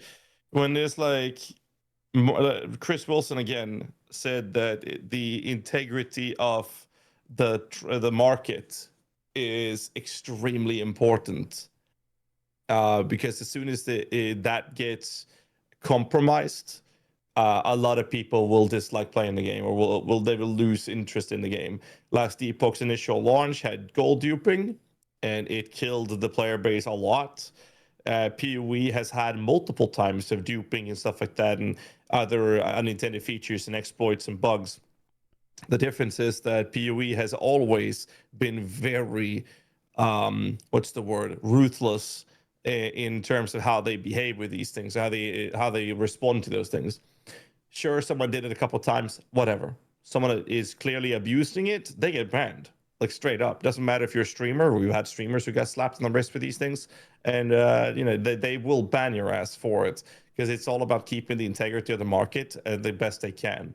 Which is also why I find it so awkward that they are fine with the current state of PoE2's economy, because the majority of the players do play trade league. It's like there's no argument around it. So balance changes and whatnot has to be with that in mind, because that's where the majority of the player base is. So when it comes to drops and rarity and that topic, but inflation is crazy. And every time this conversation has been brought up to them, they've said, we don't have enough chase uniques to use divine orbs on, right? That's always been their argument. But I mean, you can log into the game right now and you can see always a 900x for a div or something already, or some crazy stuff, which is it took a little longer this time than it did last season. I get it. I mean, I understand the whole economy inflation thing. Like, I understand, but at the same time, like, I see items are way cheaper than they ever were. Headhunter's like 15 divine or something right now. Like, the Dreamwalker last league was like 300 div or going even higher, and now it's down to like 70. Like, when I bought it, it's actually cheaper than when I bought it. Now, the Exalt to Divine is like way higher, but like, I don't know if I care that much about Exalt to Divine as much as it's like, how many divines are these items like actually going for? Is that not okay? But put it this way: if a headhunter went for 50 divs before, and the divines were like what, 100, that's 5,000 exalteds. And exalteds are the currency the most casual players are getting. They're not dropping 10, 15, 20 divines a day. That's an when exalt the divine issue, to exalt ratio is 900. Now the 15 divine headhunter costs you 13.5 thousand exalteds. Yeah, but who cares? My point is, who the fuck cares about exalteds though? Like exalteds are like dog shit, very worthless, only used to trade for like the smaller amount of currency. That'd be like complaining about alteration orbs are not very like worth anything in PoE1. It's like, well, yeah, like they're fucking dog shit. Like we have now we have Greater, we have Perfect Exalt, we have Chaos, which are worth more. Divines are the things that actually matter. I don't like what is okay, but a casual players is going to drop maybe 1 or 2 divs a day, if even. Yeah, which is you can buy shit for 1 or 2 divs. It's my point. Like that's my point though. It's like items are going cheaper in divs than they were last league. So it's not more inflated than last league. It's literally cheaper. Like a div or 2 will buy you gear. I don't know. I feel like inflation is hurting casual players. I don't think that it's what they said about like it not being enough unique items to use on. That's actually not the case. I think it's just literally because like PoE1 has the sync right in the crafting bench. Like that is the crafting bench is like a core crafting mechanic to almost every craft in the game using meta mods, and that sync just doesn't exist in PoE2. That's why. Yeah, I've always had the argument that if they didn't have metacrafts locked behind player agency controlled markets, because I mean, look at homogenizing exalts, they're pretty cheap actually. But look at lights, Orbital Lights, what happened to that? Like it's all player agency that is controlling that entire market. Whereas in PoE1, there's plenty of unique items that are divine attractive, if you will. But what's halting the rampant growth of inflation in PoE1 is the locked prices that if you want to metacraft this item, it's going to cost you 2 divine orbs. No matter if it's the first day of a league or if it's 2 months into a league, it's going to cost you 2 divines to put this metacraft on. And it very much helps the entire crafting part of the community is helping out with keeping inflation from growing as fast as it is in PoE2. Because again, casual players, they take longer before they get to the end game. It takes them a week, maybe 2, maybe 3, maybe 4 weeks in some cases. I don't know. I don't have the numbers on these things, but we know that it takes them longer, right? And then when they get access to, hey, I want to do this, and they want to, purchase these things to craft with or whatever, if they want to buy this or that, suddenly the inflation is so wild that they don't have the currency for that. So then they're going to start farming for it. And when they finally can afford to farm that or buy that, well, the time it took them to get to the point where they can afford it, the prices of those things are already way off already. And I don't know. I know that the div price is sometimes going down depending on farming. You have to keep in mind with the rarity right now. So obviously people are dropping more headhunters. But ultimately, inflation has always been a big topic in PoE2 because it's just running rampant. I think last I checked before the current league started, the divine to mirror was 3,000 something divines for a mirror, which was like, what the fuck? Absolutely wild. And right now, someone chat said it earlier, a div costs you 900 exalteds. I'm like, yeah, but I don't. That's crazy. But is the argument you want people to be picking up exalteds and trading them up for divines? Like I'm trying to understand like where's the problem lie? Because you can get shit for really cheap for exalts right now. So the average person isn't going to get a lot of divines, but they can get like one divine in a league or something. If they can get a shitload of exalts from one divine, you can go buy gear that is like not that bad for 50 exalt or something. So if you get one divine drop, you can break it. Now you have 900 exalts. You have a shitload from one. The divine's worth a lot of money. So and then you can go and you can cut that up and you can actually like buy a decent amount of gear. If the argument is like, well, I want them to be able to farm like multiple divines through exalts, it's like I don't really think that's the way. Like, who the fuck is like farming like 900 exalts and then trading it up for divine? You're farming and you get a divine drop and then you get another divine drop, right? And then you split those up. You're not like crunching up your currency. No, I mean I agree with you. There's definitely like trade power behind it. The problem with the inflation is that it's running so fast, it's growing so fast that the longer it takes before they get to the point where they have that currency, the trade power of that currency is significantly lower than if they had that 2 weeks earlier before the inflation, was let loose, if you will. Yeah. And casual players will take a longer time. I mean, maybe I'm just seeing this from a a wrong perspective or something, since I'm not in the shoes of a casual player. I just feel like the inflation is so wild. I mean, like last league, for example, was a big problem for me. Like I play a lot of the game, but I didn't focus too much on currency generation. So when I said, hey, I want to craft a little bit, and I looked at the prices for crafting, I'm like, this is so expensive for me to meta craft before the homogenizing and all that came in, right?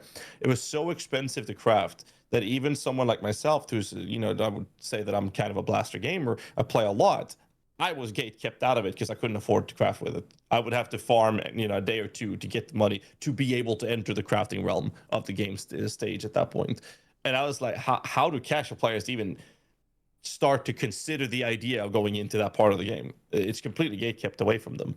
Now, it's a little bit different now with the currently. I think crafting took a pretty good turn, even though it might be a little too good, but that's my current take on it. I'm just very much against the inflation being let loose the way it is. That's my current take. And like as a blaster gamer, we're fine. Like that's not an issue. I'm just concerned for the casual players not being able to do as much as they could have done if the inflation wasn't allowed to run the way it is.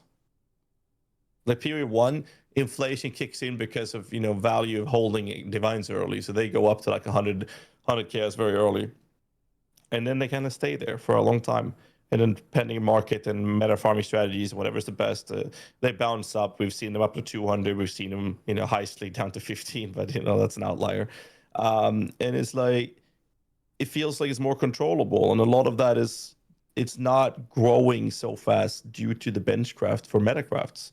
Whereas in PoE2, that part of the game is completely gate kept away from casual players because it's not locked. It's not 2 divines for metacraft. It's whatever the community says it's worth. And if people are crafting with metacraft omens, they're like, last league, it was the only time I actually properly used it. One of the metacrafts that was very popular, whittling, whatever it was like 7 divines. 3 days later, there were 15 divines. I'm like, that's for one craft. No casual player will ever use that, ever. That entire part of the game is kept away from them. But okay, so I understand your point. It would be nice to have the casual player be able to interact more with the systems, but then are we not arguing for a massive increase in the quantity of the availability of these currencies? You're kind of asking it to just basically be more common. Like you're wanting the floor of where items like Omen of Light to exist to just be way more common, which means that the juicers are giving a bajillion of these fucking things because there is no way to make the casual person be able to compete with the juicer who has no life, who sits 15 hours a day and like doesn't take a shower and like these. There's always going to be a gap. There's zero solution to this. The person who plays more is going to have way more, and they're going to drive the market more. This So has how are to we? do with drop rates, though. I'm talking about inflation, and I think that the benchcraft in PoE1 is the solution here. I'm not saying they should increase the drop rates of them. That wouldn't solve the problem. In PoE1, the benchcraft that you have available is saying, well, I want to put a metacraft, like suffix can be changed, prefix can be changed, you can craft 2 additional modifiers. Those metacrafts, they cost you 2 divines. You will have to invest 2 divines to get that on the item. You want to have the same thing in PoE2?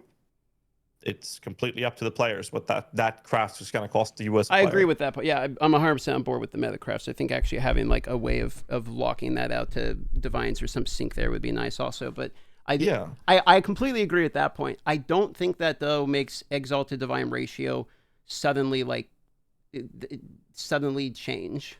Like I don't understand how syncing divines makes Exalts be. So you think divines will cost less Exalt when we have a sync for divines? Yes. I think inflation is going to not run away as fast if there was an actual proper sync for it. 100%. I guess people I don't will be utilizing that logic. The problem is that people, mostly Exalts are so common, people go into Chaos Orbs. But the fact is, if there's a sync for Divine Orbs, because right now Divine Orbs has 2 usage. It's trade power and it's divining very few items. That's it. But if there's a use for them, suddenly the trade power of that item goes down. It's not the only thing, because now you have a third factor that they're used for, and therefore the inflation of it isn't as fast. I mean, I don't know how else to explain it, because if there's things for it, I'm not saying I see what you're saying. Exalt, because Exalts are so common. I see what you're saying. You want to get them to actually be utilized more, and the value of them to be associated not with the valuation of currency hoarding, but with the valuation of actually a tangible usability for the item. So therefore, the valuation that's applied to the item is in and of itself applied to what you can do with the item as opposed to the currency you can hold, is your argument. Yes, and the result of that is it will never stop inflation. That'll never stop. But what happens is that the inflation of it is not, it's not Usain Bolt. You got she's dead now. My dead grandmother is now doing the race. That's how fast the inflation is running. That's the difference of actually having a proper sync to it. And I think that is better for casual players. Okay, I can understand that, but then surely people still is people still not going to be trading in divines? There will just be less of them? How does that? I mean, we have that in PoE1. Just to make a direct comparison of how the market inflation works in PoE1, right? Because in PoE1, we're in a position where the inflation kicks in and it runs, but it's nowhere near as fast as it is in PoE2. I don't know, Dreamco, what's your take on this conversation? Break up the debate here. Wait. I mean, yes, the meta crafting is definitely a huge factor in PoE1.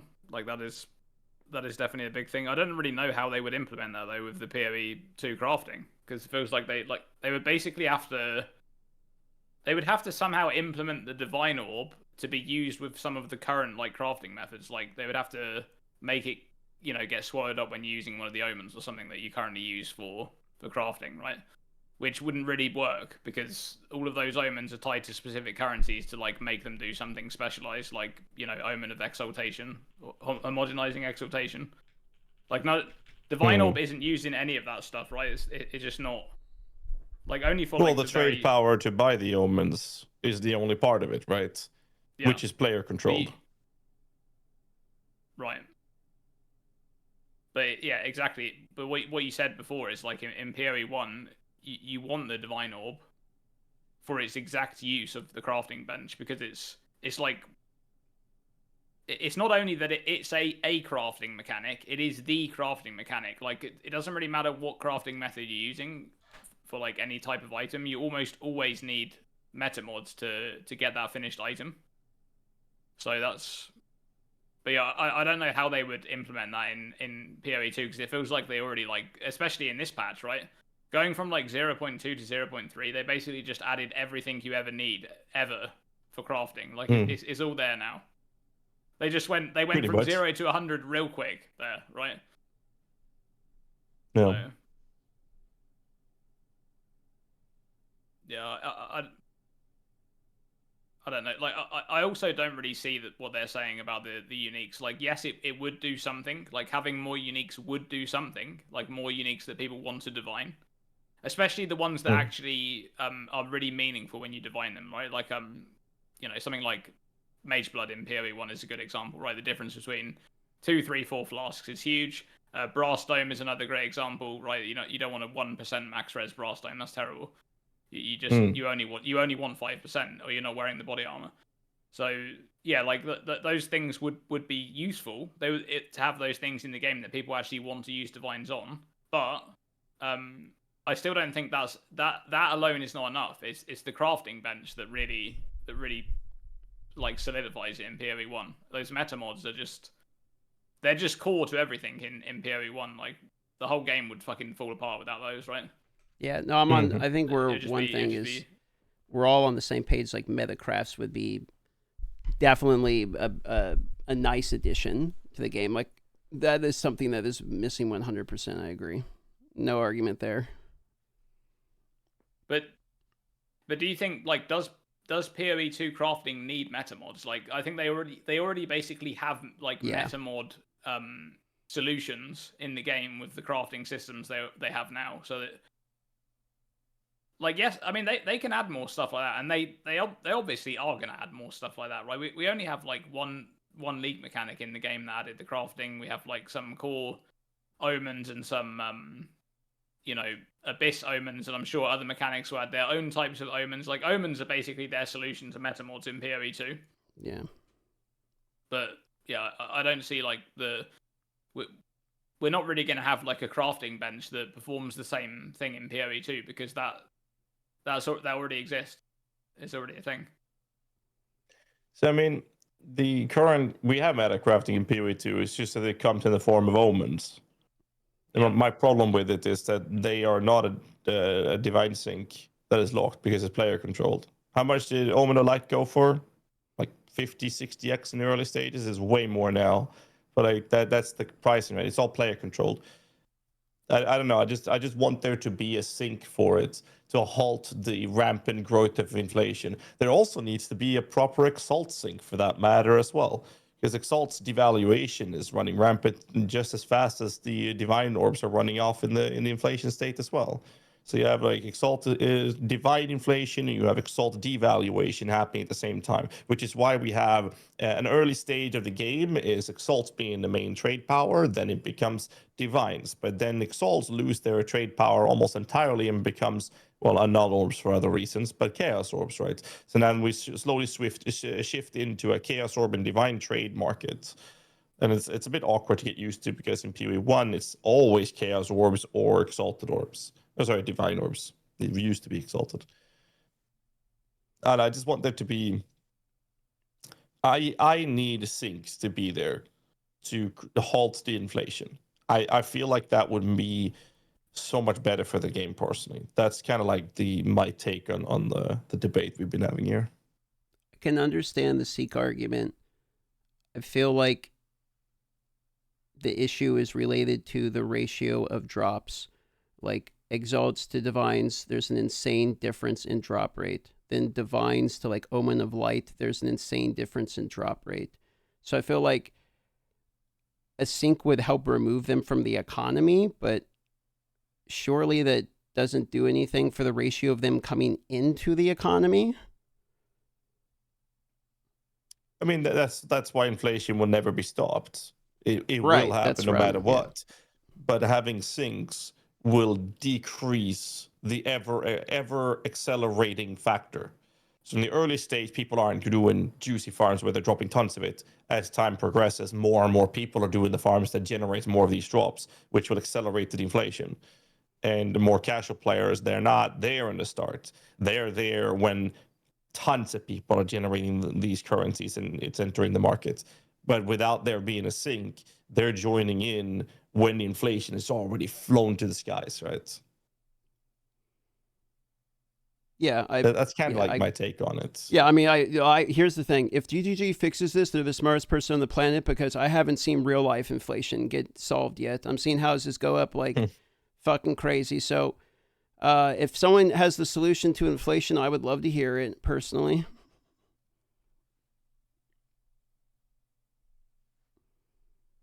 Yeah. I think chat is getting completely hooked on the whole idea of Exalted's value, the value of Exalted Orbs. That has less to do with my take. My take is trade power for casual players being drastically down the drains in the sewers at the point of when they're actually getting to the point where they're generating that type of currency as a result of inflation not being stopped, but like the acceleration needs to be slower. I get it. I feel like we are off the rails in the very long inflation currency debate, which neither of us is going to be able to have a solution on. So why don't we move on to a final point here? Let's talk about 3.27 and then let's wrap it up. So predictions for 3.27. We'll start with Dreamcore. Do you have any major predictions? Yeah, so I think we're going to get Uber incarnations. I think they're going to basically do a 3.18 when it comes to what they did with the Ubers. So when they introduced the Ubers to the game in 3.18, they also rebalanced the unique pools of the bosses. So if you remember in 3.17, like Ashes of the Stars and those items were just insanely easy to get. Then suddenly in the next patch, they were just like giga rare, right? That's exactly what's going to happen this patch with Whispers of Infinity and all of those items, Coiling Whisper or whatever it's called. Those things are all going to be so incredibly rare. Now, I don't actually think they're going to nerf Whispers of Infinity. They might drop the maximum energy shield down a bit, but I don't think they want to nerf the interaction because it's a fun one. So I think that's going to be really hard to get now. It will probably be on the Uber boss, and it might be like a 5% drop or something like that. And then I think the League mechanics is going to be pretty basic, and I think they're going to do a big balance patch. Big balance patch. Lots and lots of character balance stuff. GHAZZY, what's your guess? I have massive hopium that Mercenaries becomes core. Not the currencies, not the rewards from them. I just want it to be core. And I know that it's very, very, very unlikely, but I really hope to let us keep them because it was such a cool thing. I really like it, and but it probably won't happen. But I really want it to. We're definitely going to be seeing a continuation of the whole Alva, no, not Alva, sorry, Sana storyline. Not that most of us ever care about lore, but there will be new endgame bosses, either Uber versions or completely new ones as we continue on this journey, because they said that this was only the beginning of this little arch, if you will, right? But yeah, I mean, I have hopium for Mercs, because I think that was a really cool thing. I hope we're going to see some brand new league mechanic that's completely out of the box. That's what I'm hoping for. I want to see them test something new again. I would love to see that. It's been a while. Something to do with a tree, right? That's like the two like teaser images we've had of like trees with some strange like corruption on them. Mm-hmm. I like the idea of what they did in PoE2 with the secret ascendancy with the abyssal lich. I love that. I kind of want to see them do that in PoE1. I know that some people were a bit disappointed that there was just the one, but I actually love that so much. Like, can you imagine if they like implemented this in PoE1 or even like PoE2 going forward? Like, think back at leagues of the past. Imagine like Triad of the Ancestors. There was like an alternate version of Chieftain, right? Because it just makes sense. Like that would have been so cool. Like that's such a cool that is just that's great. I love that. That's something they should do more of. I think that's really cool. Also, they didn't like talk about it in the review. It was something that the players like got to discover, which is great. Yeah, I really like that as well. I mean, they also have Freshia, right? Freshia sentences. Yeah. They don't even have to make new ones. People love those. Allowing there to be a way to ascend into these extra ones would be a really cool thing to do as well. It already exists. Yeah. But, maybe it gets a bit messy when we end up in a year from now with, 50, 60, 70, 80 different ascendancy classes, But it would be cool, though. Yeah.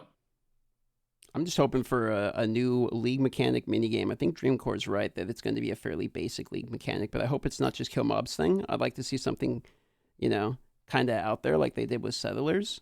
Although I don't really want to play SimCity again, but I would like, some extra outside of just a map mechanic would be pretty cool. So that's personally what I'm hoping for. My prediction is absolutely not. Mercenaries do not go core. I think there's a 0% chance, but I mean, I've been wrong before. I could be wrong again.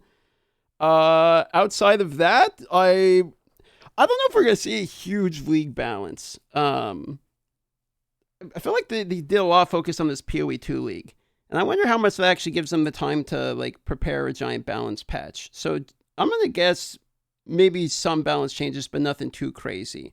And maybe it feels maybe like after we get Uber Boss, I'd probably agree with that, but maybe like a more of a filler league perhaps to buy them some time, but. That'd be maybe a decent league mechanic, a mid-balance patch, one new Uber, and then call it a day. That would probably be my guess. It's going to be run around the tree and kill monsters league. Maybe so. They've said in the past that they wanted to make major balance changes every second league and almost no balance changes every second league. Is what they said in the past, but I'm not sure if they're going to stick to that. Yeah, I'm just going off what they said in the Q&A, which is that this patch, like Mark plans that 3.27 was going to be a big. I think he said they're going to go ballistic on character changes.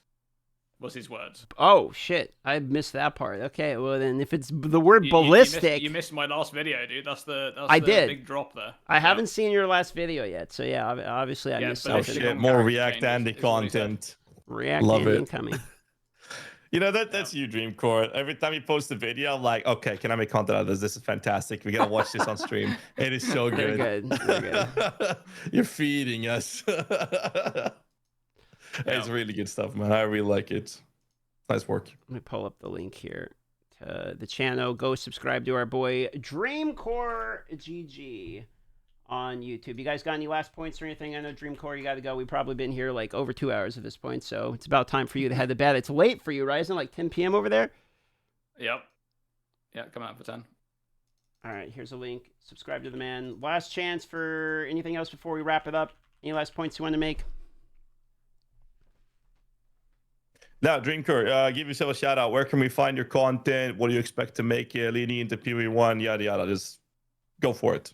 Yeah, Dreamcore on YouTube. I do mostly mechanic stuff. Recently, I've been doing a bit more like feedback focused stuff on PoE2.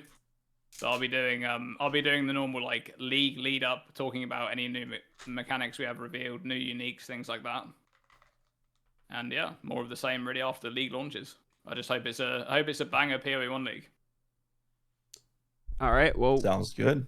Thanks for coming by. We will see you hopefully on another one sometime when we get back from TwitchCon, perhaps, because we're gone for 5 days or something like that. There's no shot you're going, right? I don't think you're. I think I've asked you this already. No. Right? All right. Well, bummer, but all right. Till next time, boys.